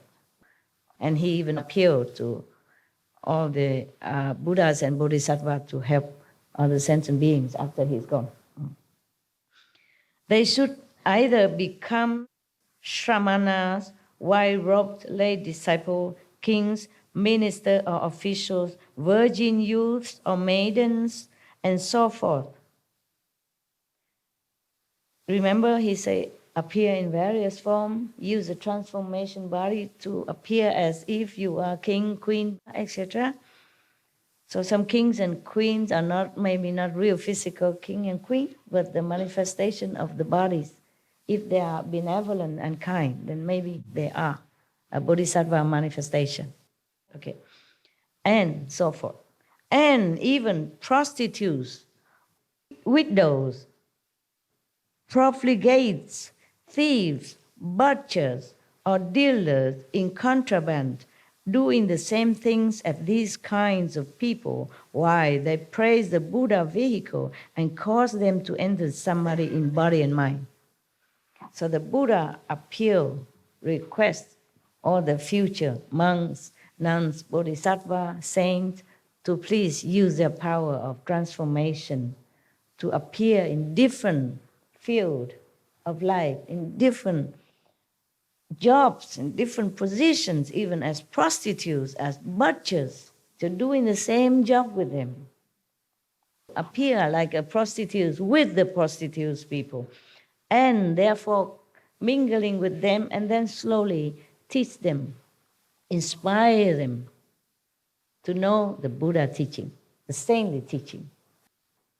So how much sacrifice any Buddha or Bodhisattva has to undergo, nobody would know.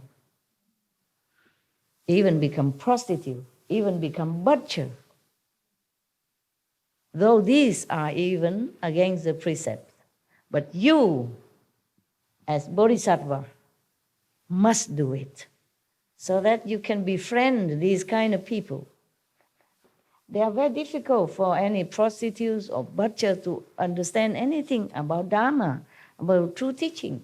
So you even have to appear to be like them and then bring them into the true path. So we should never look down upon anyone in any position, any job, however lowly or however despicable in our opinion. We should always have respect, because they have Buddha nature inside anyway. Okay?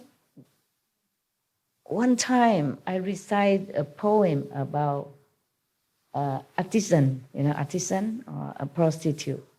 How sad she was when her so-called client left her in the middle of the night. She begged him to stay, and he did not.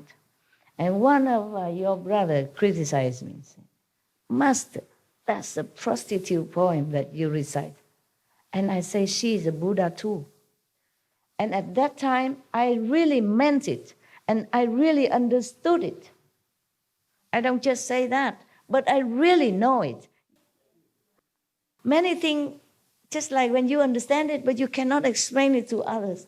Yeah, because you just enlightened at that moment for that thing, that subject, that object alone, yeah? One time I read one sentence in some of the Zen book, meditation book, Zen book somewhere. It says like this, in Chinese, okay? I repeat Chinese first so that I can remember in English. 我是自己开悟的，没有人是我的老师。Meaning, I am enlightened all by myself. No one is my master. I really understood that sentence, deeply understood, knowingly, and know it so well, clearly to me. So, I feel very good. I taught the disciples in Taiwan at that time. I said, you repeat all this. Is it true? Is it true? I even forget that I'm their master. If I told them to repeat like that, how would they even respect me anymore? I did not care because I understood the true meaning of it. So I taught all of them at that time, repeat after me. I alone enlighten myself. No one is my master. Repeat it. And every day we do that. Okay. And one of my so-called non-resident disciple, she went to America to give initiation to some people in America. And I told her, you have to tell them also after initiation to repeat this, okay? And the nun did. And they revolt against They say, she's arrogant. She teaches against my teaching. It's not true. I was the one who told her to say that because I realized really the meaning of it. And later I say, okay, don't say that no more because I realized that it's only me who understood it. And they understand nothing. So I realized that enlightenment, you can't pass on, okay? And you always enlighten in some subject after another, but not all the time and not in all subject. But when you understand one thing, that is yours. And only yours, yes. And other people might not be able to grasp it. Because it's not the words, it's your realization, it's your enlightenment in it. My God, I thought everybody would understand it. I tell them, go teach them, teach everybody. I myself do it the same. Yes? It's the rest of the answer to what you asked me earlier about why I was crying yesterday. Because you and realize something. Yeah, it's related to what you're saying now. Master, that to be honest, many times I struggled to know about you or not. And I always had what I called an internal master, which was a voice that guided me and still told me to listen to you and still told me to trust you and still told me to come here and to follow you. And I cried yesterday at a moment when they were the same voice at the same time. Yeah. When your voice and my internal master were at the same time speaking, the same voice was one of the moments that I cried. Very good. And what you just said reminded me of that. And so I wanted to finish answering your question from before. Very good. Okay, I was just concerned about you. Okay? Thank you. Yeah, all right. That maybe something I said that trigger you or some sadness in you. Okay, that you might feel guilty about something. Okay, that's all. Okay, good that you know. Good that you know. Yeah, it's like that. Whatever we know, we just know. We can't explain it to somebody else because it's such a simple sentence. Yeah? I enlighten myself alone. Nobody is my master. And I really know that, what it means. And then I teach everybody because I was so happy this is the truth. And nobody understands nada. And I told my nun to tell the new disciple in America that revolt against her. They wrote letter to me, say that nun is very bad. She told us that you are not our master. That we alone are our own master. Nobody is master. That means she disregards you. I said, no, I told her to tell you. God. It was a very funny, years ago, decades ago. But this is like that. And later I realized my dumbheit, meaning my stupidity. So I tell them to stop it. They don't understand, so forget that. Yeah. Okay. Just like in some of the Zen story, one of the master, yelled very loud into one of his disciples' ears, and then he was dead for 3 days. But then, after he regained his ear sight again, he come and cried to his master, complaining, and said, I don't hear that no more. Understand? When he was deaf, he heard the inside voice, inside music. And when he regained his ear sight again, it's usual he tried to listen outside, and then he won't get it no more. Yeah, similar like that. But don't ask me to yell at you, it's different, okay? That master and that disciple is a different situation. Just like I say, I'm alone enlightened, and no one is my master, And I understand that completely. But I don't know how to explain it to you, okay? Okay, now, continue. Before the calendar ends.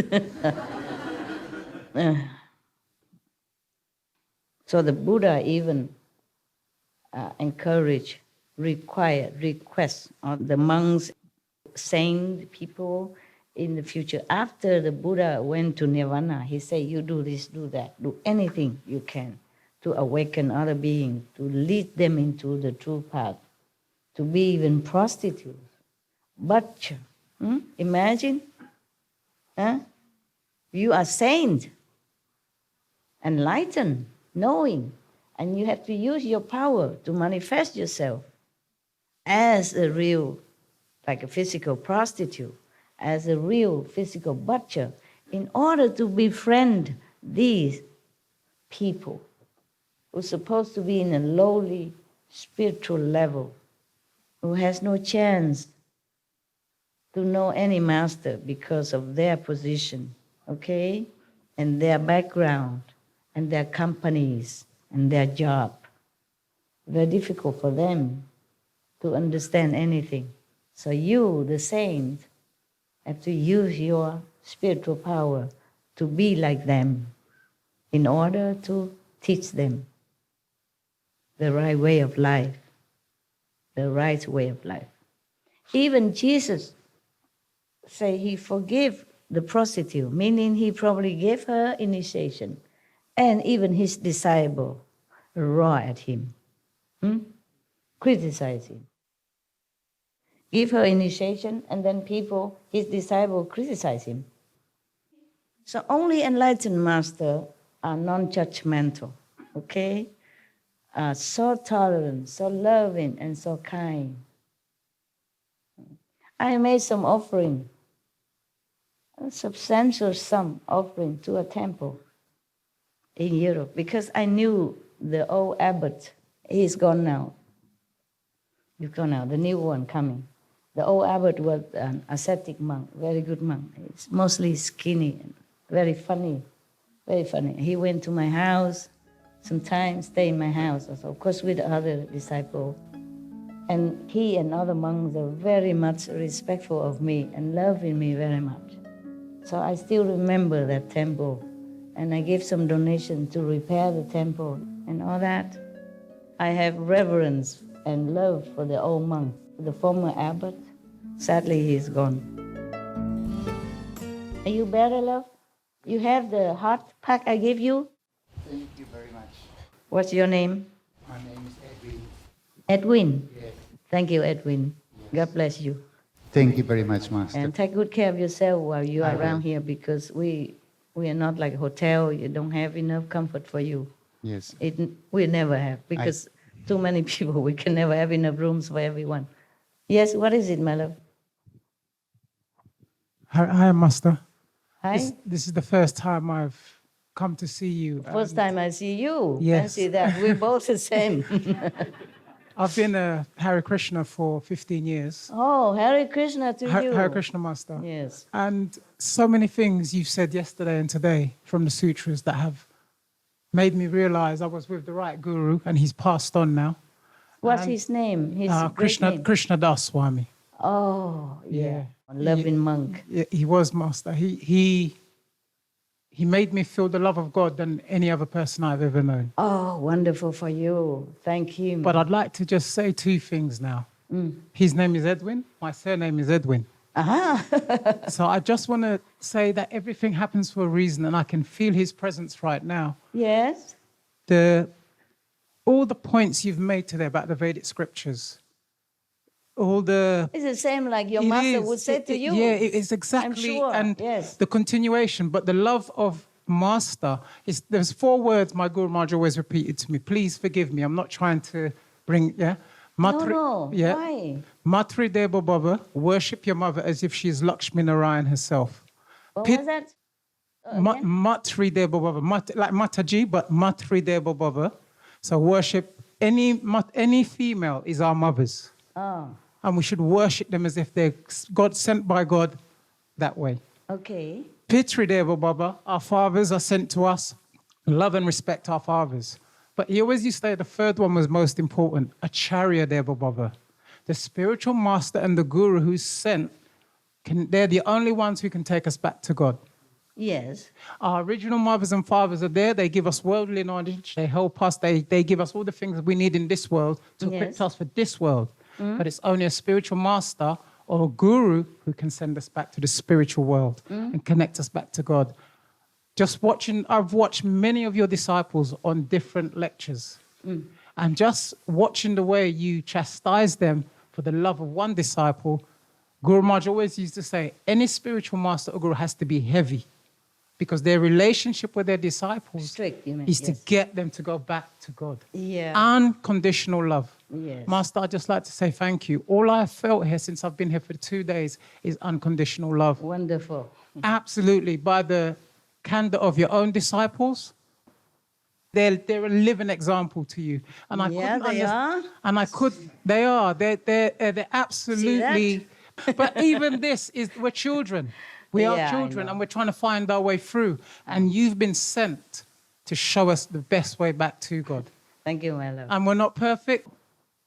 But Master, please, thank you very, very much. I really, really do love you from my heart, and I will do the best to be one of your following disciples. Thank you. Hare Krishna, Master. Blessed is your guru who taught you the right things in the right way, and the humility that he taught you, and the enlightenment that he led you to. Please forgive me if I've offended in any way whatsoever. No. I didn't know the protocol, so I was just holding back, and this was the right moment. No. Because the young gentleman, the things he said, Yeah. really, really touched me. The fact that his inner voice and your voice came to him at the same time, that is probably the most perfect realization one can have. I and your masters are one. Thank you. Really, they're Absolutely. working together to uplift humankind. Yes. We have no competition between each other. We love each other and we are buddies. Hare Krishna, Master. Okay. Thank you. All right, thank you. Yes. Thank you for your loving comments, and blessed be your Guru forever. May he always guide you and never leave you. Even though with me, my assistant, may he always be your Guru, the best, and always guide you in perfection. And may you always remember him, your inner master. Okay, all right. This is very emotional to me. Any gurus are precious. In India, they revere guru more than God. They say, what God did to me, just throw me into the sea of suffering of existence. Only my guru liberates me, love me, protect me, and take me home. They praise guru all the time. Please forgive me again. I don't mean to interrupt, but there was what you said about because I've followed martial arts all my life. So when you said that about the things, the Shaolin monks have this, yes, the candles burnt upon their head as a self-sacrifice that they will do the best they can for mankind. Yes. Even what they're learning is to serve their nation, to serve their community. Yeah. So when I heard you say that, after all this time, it was such an enlightening thing to understand why these three. It was really, really wonderful. I never mentioned it before. Yeah, and having come here, all the Shaolin monks, all the Buddha Dharma, everything is this whole place. It just happened already. Absolutely. They exist before we bought it. So I just keep it as is. No, I was going to maybe ask for Jesus statues outside and some other master to put around to compete with all these monks. Some things we have removed. Yes. And the former owner removed. But the former owner also vegetarian. That's why they were very happy that we bought it. He worried that some other business come in and do the killing and meat and every day. And he's very happy that we're vegetarian. Okay. Just one more thing, and then. Tell me. What you were saying about the grains, what you explained about Buddha, the Buddha saying about the grains. In Krishna consciousness, we keep Ekadashi 2 days a month. Yes. And we fast from grains and beans. So it all ties in. Everything Guru Maharaj just said, you not only have you confirmed it, but you're taking it to that next level. And in this age, to have a living master gives everything a lot more potent. And we need to realize this is not just by chance. Guru Maharaj used to say, we are the most fortunate people on the planet in this age. It is. But we're the most unfortunate because at every given moment, we will turn our backs on God through some kind of distraction. We know the names of God. We know his love. And yet at every given moment, Maya will play with us. But we are the most, in this age of Kali Yuga, we're the most treasured because every person we meet, we're given God's name or his love in some way. Yes. And your disciples do live to this. You're the first person I hear who talks about the planet or the cosmos or the universe as one. You care so much about all the living beings. Just to see this. I remember when I watched the lecture. Just natural. Yeah, but everyone is trying to destroy the world. Everyone is arguing in the world. Everyone is upset with their neighbors. And here comes Master who just talks about saving the planet. I remember watching you cry in one of your lectures because of so many animals that had perished. And it just left me that evening. It was just totally. I got introduced to you 5 years ago.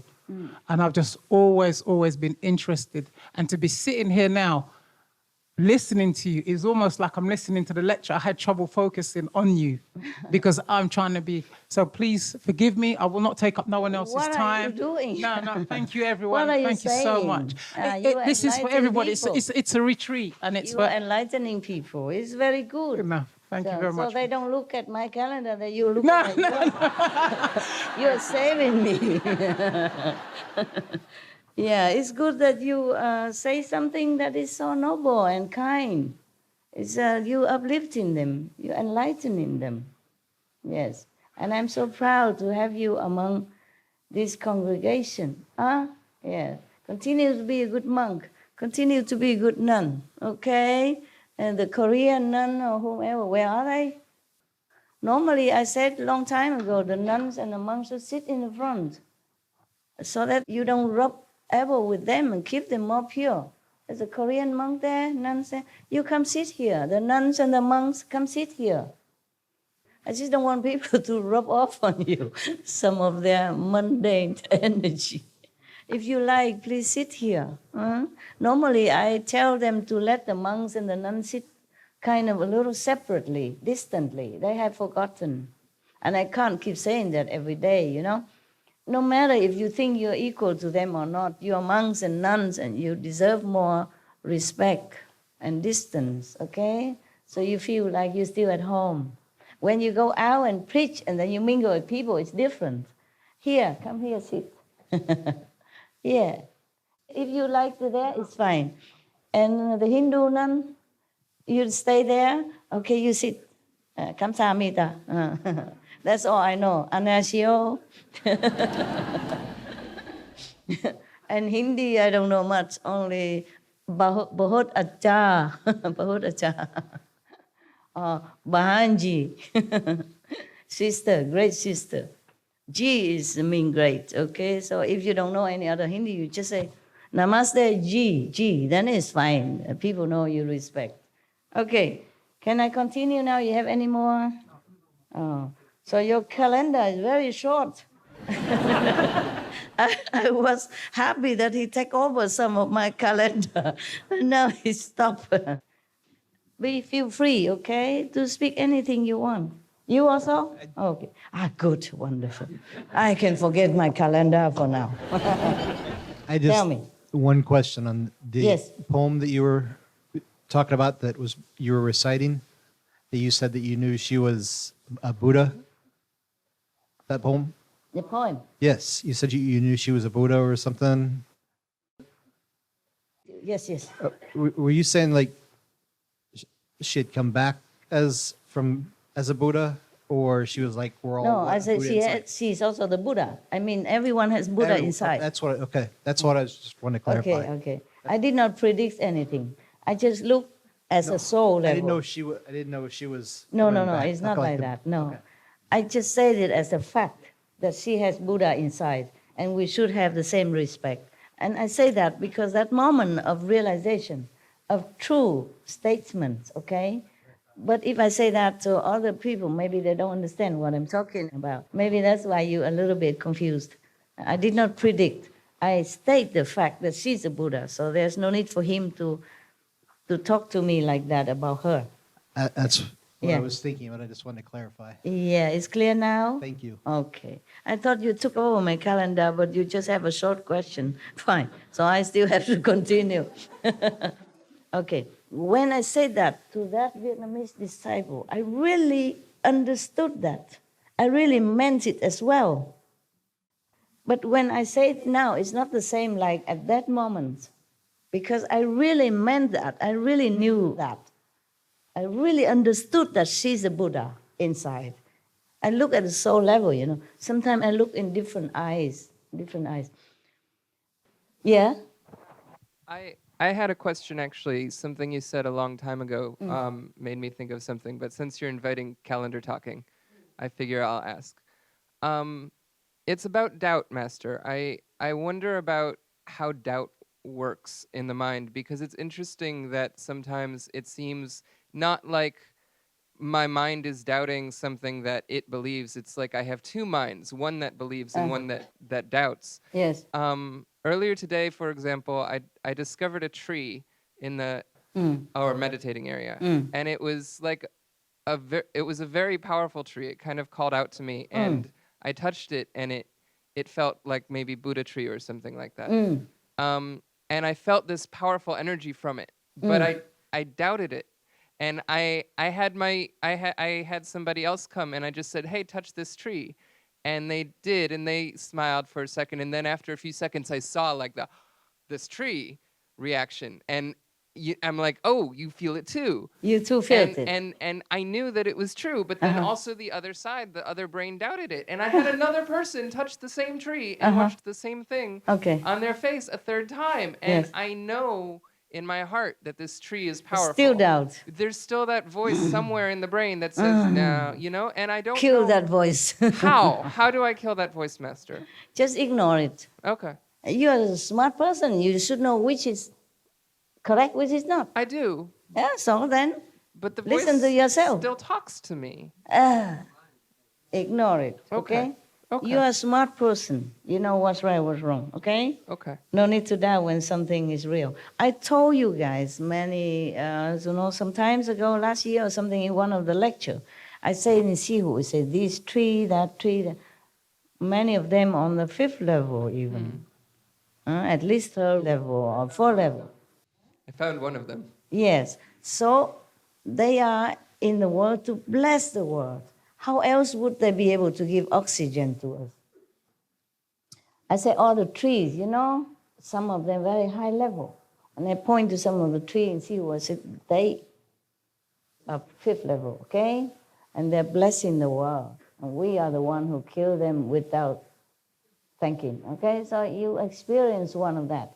But if you touch a tree again tomorrow, you might not feel the same, okay? It might not reveal itself to you, okay? So don't be surprised if tomorrow you come touch and, nothing happened. Maybe I was wrong yesterday, and you doubt again.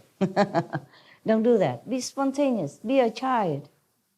Except you become a child, you cannot enter the kingdom of God. What is kingdom of God? Is this blissfulness that you feel inside, the happiness, the childlike innocence, fearless, okay? Only love and happiness. That is a child, the kingdom of childhood, okay? Kids, they don't fear anything. They're always happy, okay? All right.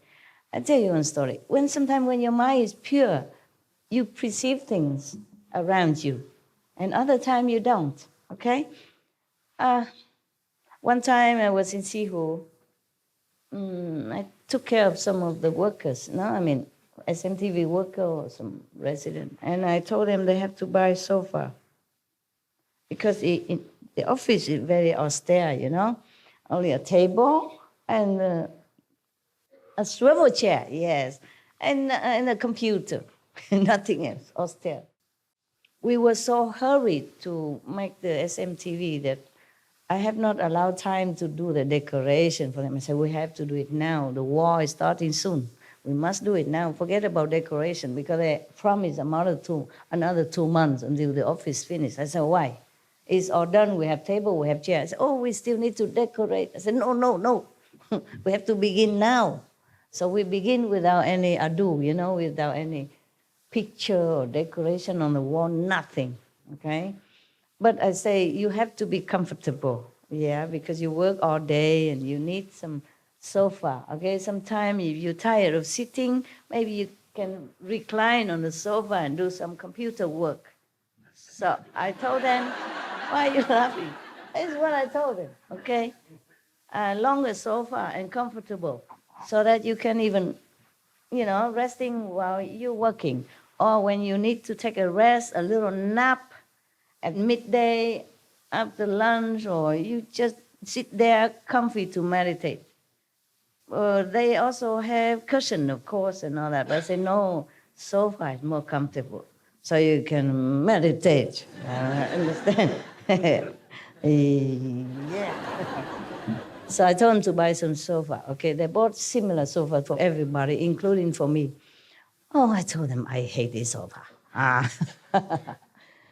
Because it's so narrow, and very high in the back is okay. It's not all that. I say, I don't really like this sofa very much. I imagine you would buy, because I didn't see their sofa yet. I only knew my sofa. It's a very narrow and a very high in the back, okay? I say, you okay with all this? They say, okay, master, okay, we're okay with our sofa. Very comfortable. So meditation or resting, I say, you can also sit there while you're eating, take a rest from your computer. Yes, put your feet on, or meditate or eating, relax. Yeah, so you don't always have to work too hard, all the time. Take a break. Sit on the sofa, lay on it, do whatever. Read a book or whatever. Okay, fine. Listen to music, whatever. Okay. So we bought many sofas. I say buy as many as you can put in your room without crowding it, yeah? Without uncomfortably crowding it. So they bought many. And they bought some for me too. One. And I said, I don't like my sofa. You like yours? Oh, yes, we're very comfortable. We love it. We use it every day. I said, okay then, as long as you like it, it's okay. I don't want to keep changing my sofa again because it's heavy, People have to buy it and bring it in, bring it out. So I said, okay, I accept my sofa, but I don't like it. I'm always very straight like that. Whatever I don't like, I cannot say, oh, I like, or it's okay. I just say, I don't like. And loud and clear, but accepting, okay? I accept things doesn't mean I like it. I like things doesn't mean I have to have it, okay? So it's just like that. Okay, one day, after a while, I went to their office. And I want to see what they're working, if anything I could do to help to make them more comfortable, okay? Oh, they have good kitchen at that time. Big refrigerator. A good sink, everything brand new, everything, okay, comfortable. Not luxury, but comfortable. I said, oh, I like your kitchen. I will move in here, man. I said that. And then I go to see their sofa. And they said, wow, this is exactly the sofa I want you to have. Bright color, whitish color, and white with the curving a little bit back. It's like a reclining sofa, but very big, white, leather-like, but it's not leather, okay? Look very luxury and comfortable, inviting and big. You can sleep on it all day. So, wow, this is what I want. How come you don't buy me this kind of thing? And they told me, Master, you had the same sofa. I said, what? No, it's not the same. Mine is green color, and the back is high and the front is narrow. This is luxury, big, long, reclining, look like a royalty. And they're all very dumbfounded. Master, you had exactly the same. I said, all right, okay, never mind. I don't mind. Whatever, okay, as long as you're comfortable, at least you're comfortable. And I keep wondering about it, why they lie to me. I know my sofa. It's not like that sofa. I know it. And later I keep calling one after another. I say, tell me what kind of sofa you have there. Just tell me, just between you and me. Master, you know it. It's the same in your office. I say, no, I want the truth. I say, Master, I swear to God, it's the truth. Okay. I say, they are not very honest to me. I say nothing. I ask the other guy, describe to me the sofa that I saw the other day. That I look in front of it and I say, it's a beautiful sofa. Describe it to me in color, detail. How big, how long, detail, color, what kind of color. And they told me exactly the same. Exactly the same like the other guy. It greenish, I say, is it big in the front? No, it's okay, about this big. Then just same like my sofa. How about behind? It's like this high, the same as my sofa. No, not again. I told you, tell me the truth. I just want to know why you told me it's the same as my sofa. But it's not the same at all. Why would I praise a sofa when I don't like it? If I don't like my sofa, why I praise the same one in your office? I'm very straight and honest. I never say things that is not true. No, Master, it's the same one. 3, 4 of them, and all of them tell me the same thing. Oh, I was very frustrated. So I said, okay, tell me, is there another sofa somewhere that has been moved? Maybe before I was in your office, now it moved somewhere without you guys knowing. No, Master, he's always been here. It never has any other sofa anywhere else in the whole ashram. I said, how about in International Garden? Is it the same? It's a similar, Master, just different color. I said, what color? I said, greenish also. I can't believe it. And then they know each other. They say, yeah, Master, stand in front of that sofa and praise it. Say, she loved that style and that sofa. It's not. Just my eyes see different. It's the same sofa. Exactly the same. They buy many and they give me one. And they have 6, for example, like that. But I saw that day is completely different. It's the ideal sofa that I wanted them to have. What I wanted them to have in my mind is exactly the same as what I saw that day, but it doesn't exist at all anywhere in the ashram. Nobody ever bought it. Nobody ever saw it. It's not anywhere. I asked the whole ashram, everybody. Nobody saw anything like what I said. So you understand what I'm saying? I think so. Yeah? I'm enjoying the story either way. Okay. You don't believe me? You ask some of the SMTV people. Yeah, the story is still circulating somewhere, but they probably think I'm cuckoo, you know? How can I explain that? I said, really? It cannot be optical illusion because the color is all different. The size is different. The style is very royal-like, you know, beautiful, reclining kind of sofa in your, beautiful mansion somewhere. White color instead of green. How can you see green into white? I'm not colorblind. I saw all the color. This is pink, okay? This is creamy color. This is deeper pink. And this is yellow, lemon yellow, for example. I know all the color. This is purplish, okay? This is deep purple. This is green.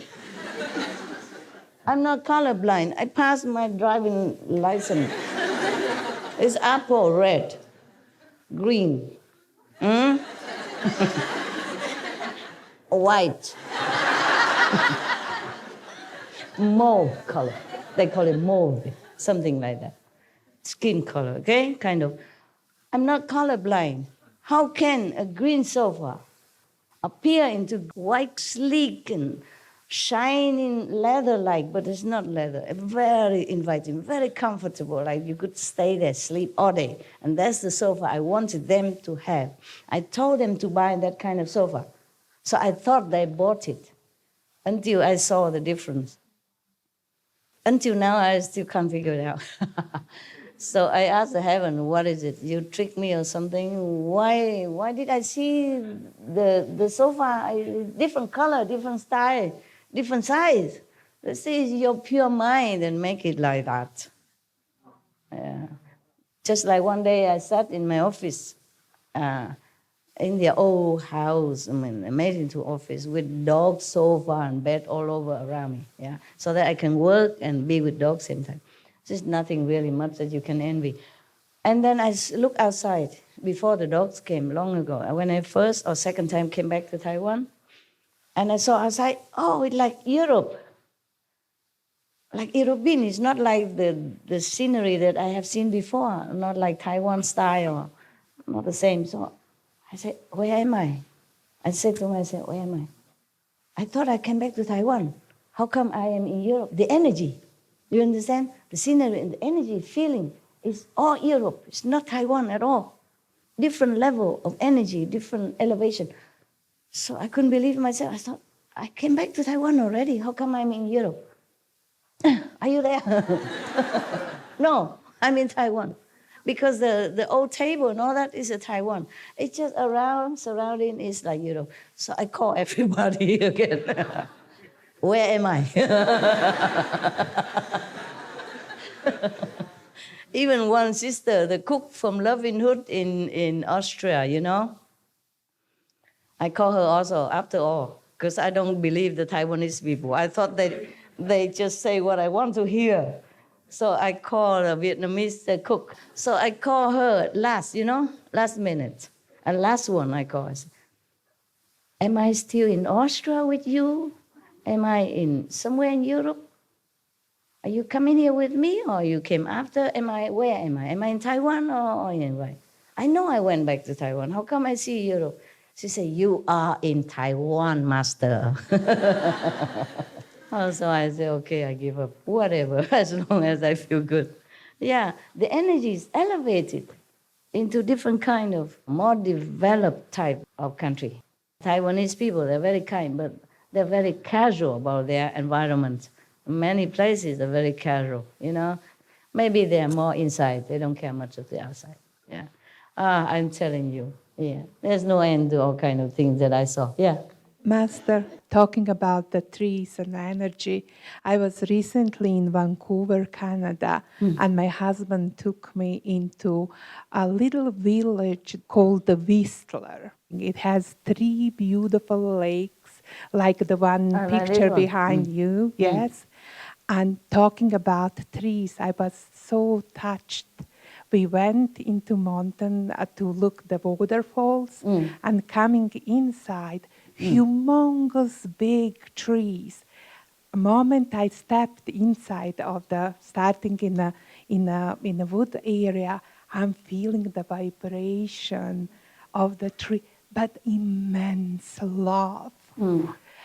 I start crying, and my husband was in front of me. He looked back and he said, "What happened?" I said, "I just felt the love from the trees. Forest, yes. I was just going and touching them and sending the love back to them." It was so touching that the energy of love and the vibration, so beautiful, pure love, giving. They are giving us love. That's so true. That's beautiful. That is true when you can experience that. This is true like that. Every being is living, and very pure inside. If you tune into them, if you can, and they really talk to you, they really send you love and send you enlightenment, encouragement, all kind of things. Yes, okay. Hi, Master. Hi. This is the first time being here. Fancy, me too. Yes. Waiting for this moment, 20 years, yes. I just want to say thank you, and in these days, I feel much love. I have been seeing you inside, like you in different time of life, different manifested bodies, in all these days, all the time. I don't have words for express all I am feeling. Okay, just love. Okay, enjoy. Thank you. And brothers and sisters from Peru wants to.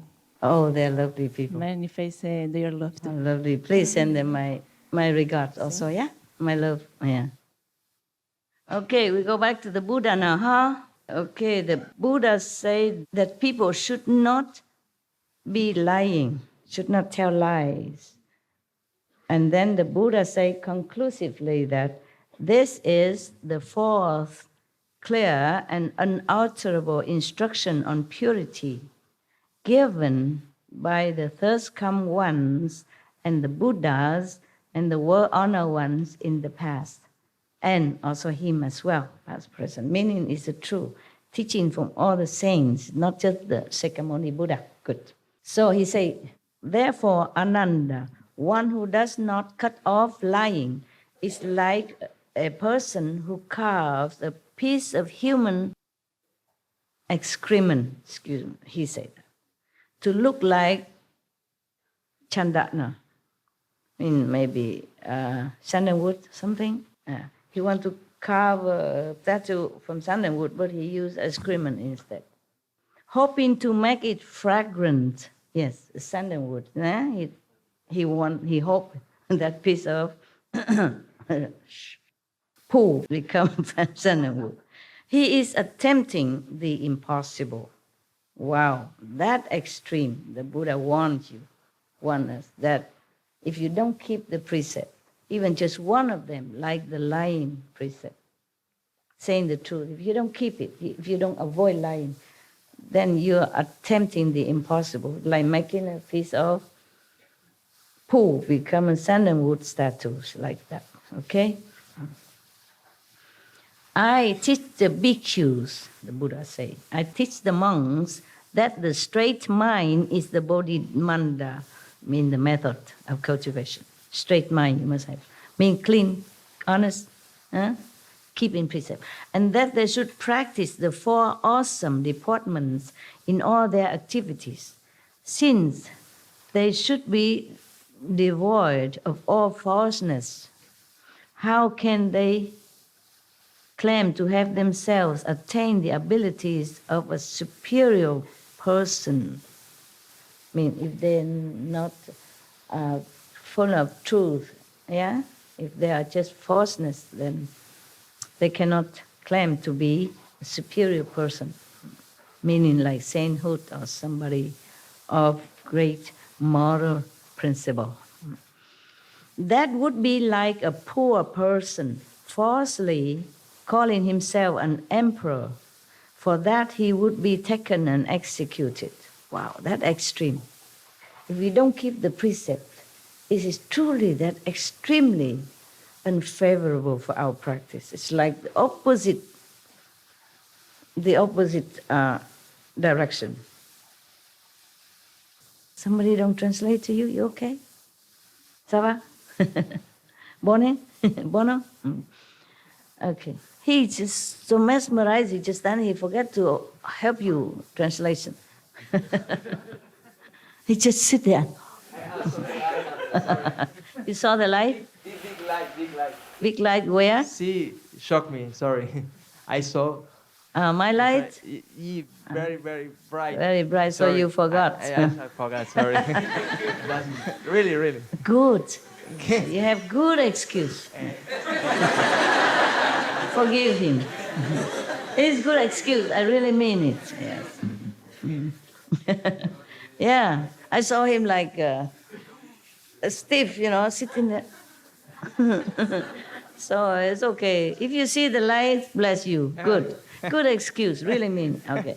Don't worry. Continue to see the light. Forget about him.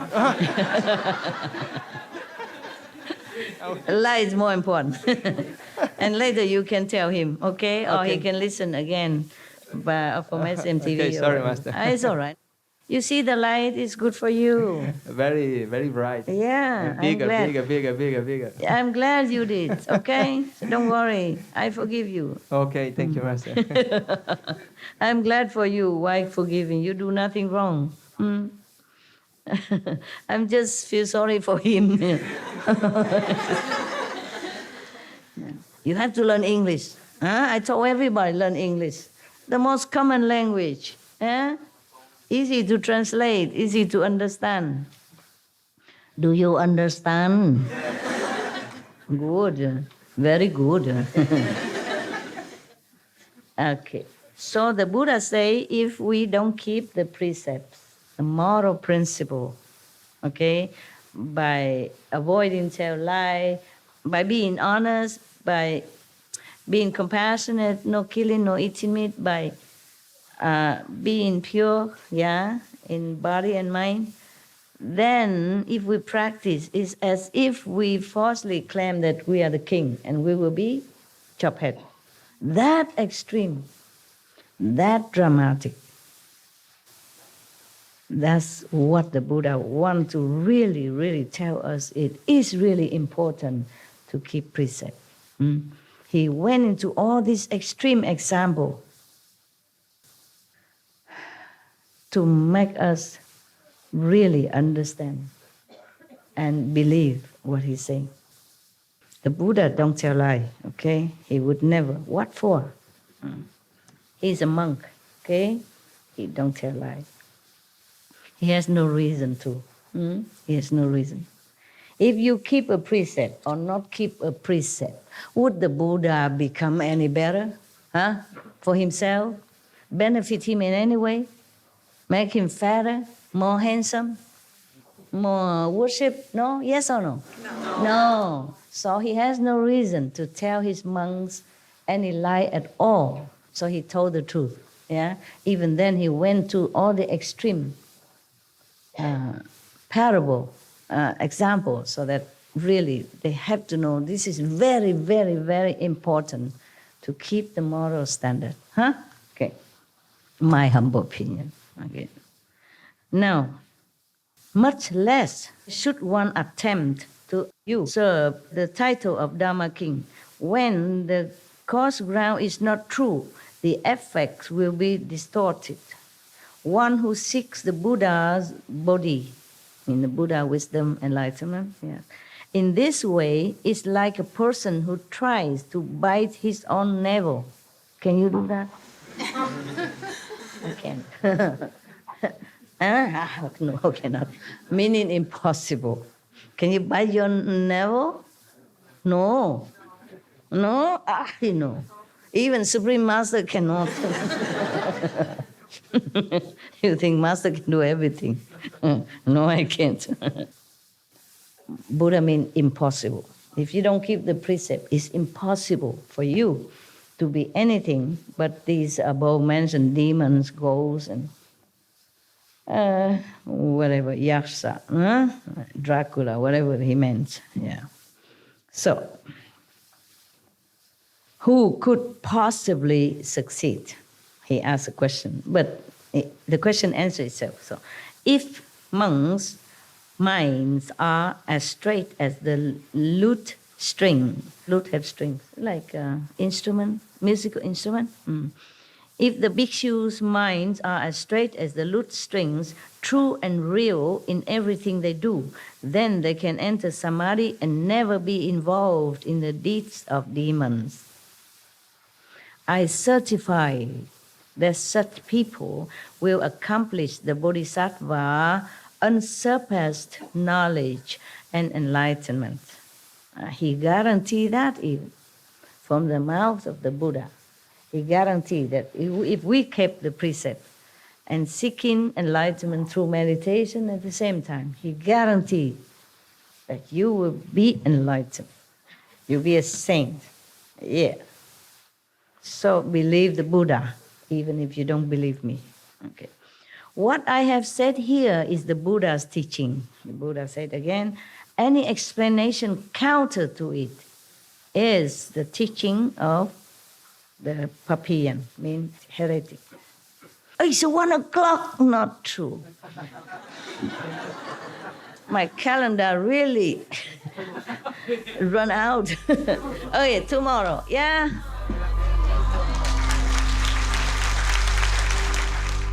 We should really thank the past masters, monks and nuns and scholars who have taken time to record the Buddha's teaching after the master's nirvana, and also for the past and present persons, lay or monks or nuns who have really dedicated themselves, sacrificed their time and precious health or under any difficult situation to translate this so that I can read it to you. And we have to thank them. And may they be blessed forever by all the Buddhas, past, present, and future. May their merit be immense. May they be liberated forever. Thank you.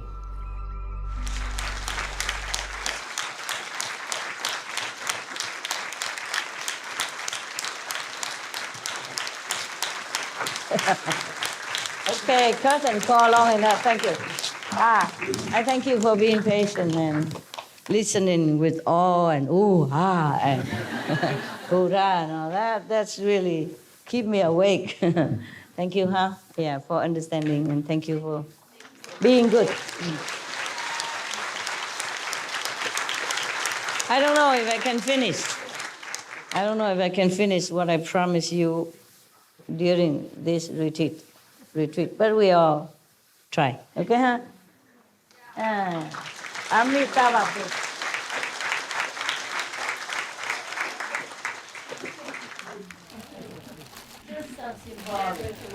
Okay, chocolate. Chocolate. Snowflake. Give it to the old brother Leach. Here, from Ireland. I have so much respect and regard for you guys. So high in age and uncomfortable, still go all the way here to sit on the floor. God bless you. God bless you. God bless you. Yeah. Surely God will bless you. I will God, I bless you. Share with your neighbor, okay? Sharing is a virtue, right?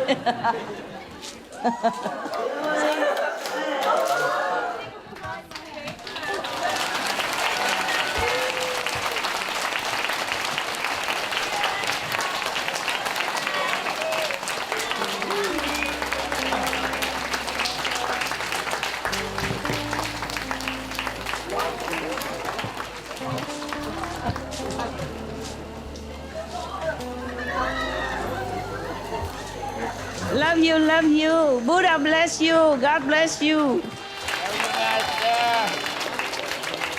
All the master, gurus bless you. Thank you for your love. Thank you for being good. See you tomorrow.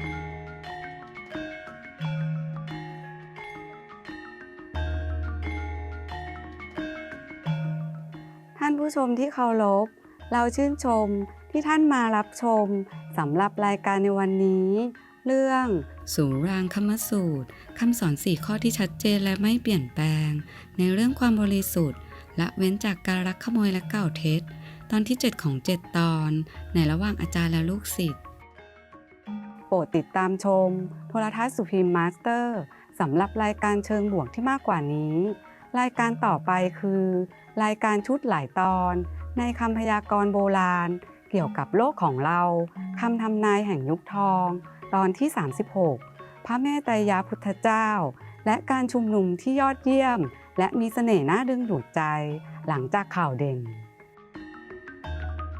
ขอให้อาณาจักรแห่งสวรรค์ประทานแด่คุณด้วยความสง่างามทางจิตวิญญาณ Respected viewers, we appreciate your company for today's episode entitled The Surangama Sutra, the four clear and unalterable instructions on purity, refrain from stealing and lying, part 7 of 7, on between master and disciples. Please stay tuned to Supreme Master Television for more positive programming. Coming up next is multi-part series on ancient predictions about our planet, Prophecy of the Golden Age, Part 36, Maitreya Buddha and the Splendid and Glamorous Gatherings, right after noteworthy news. May the heavenly realms endow you with spiritual splendor. Our programs offer many languages. Please visit suprememastertv.com/schedule and suprememastertv.com/BMD.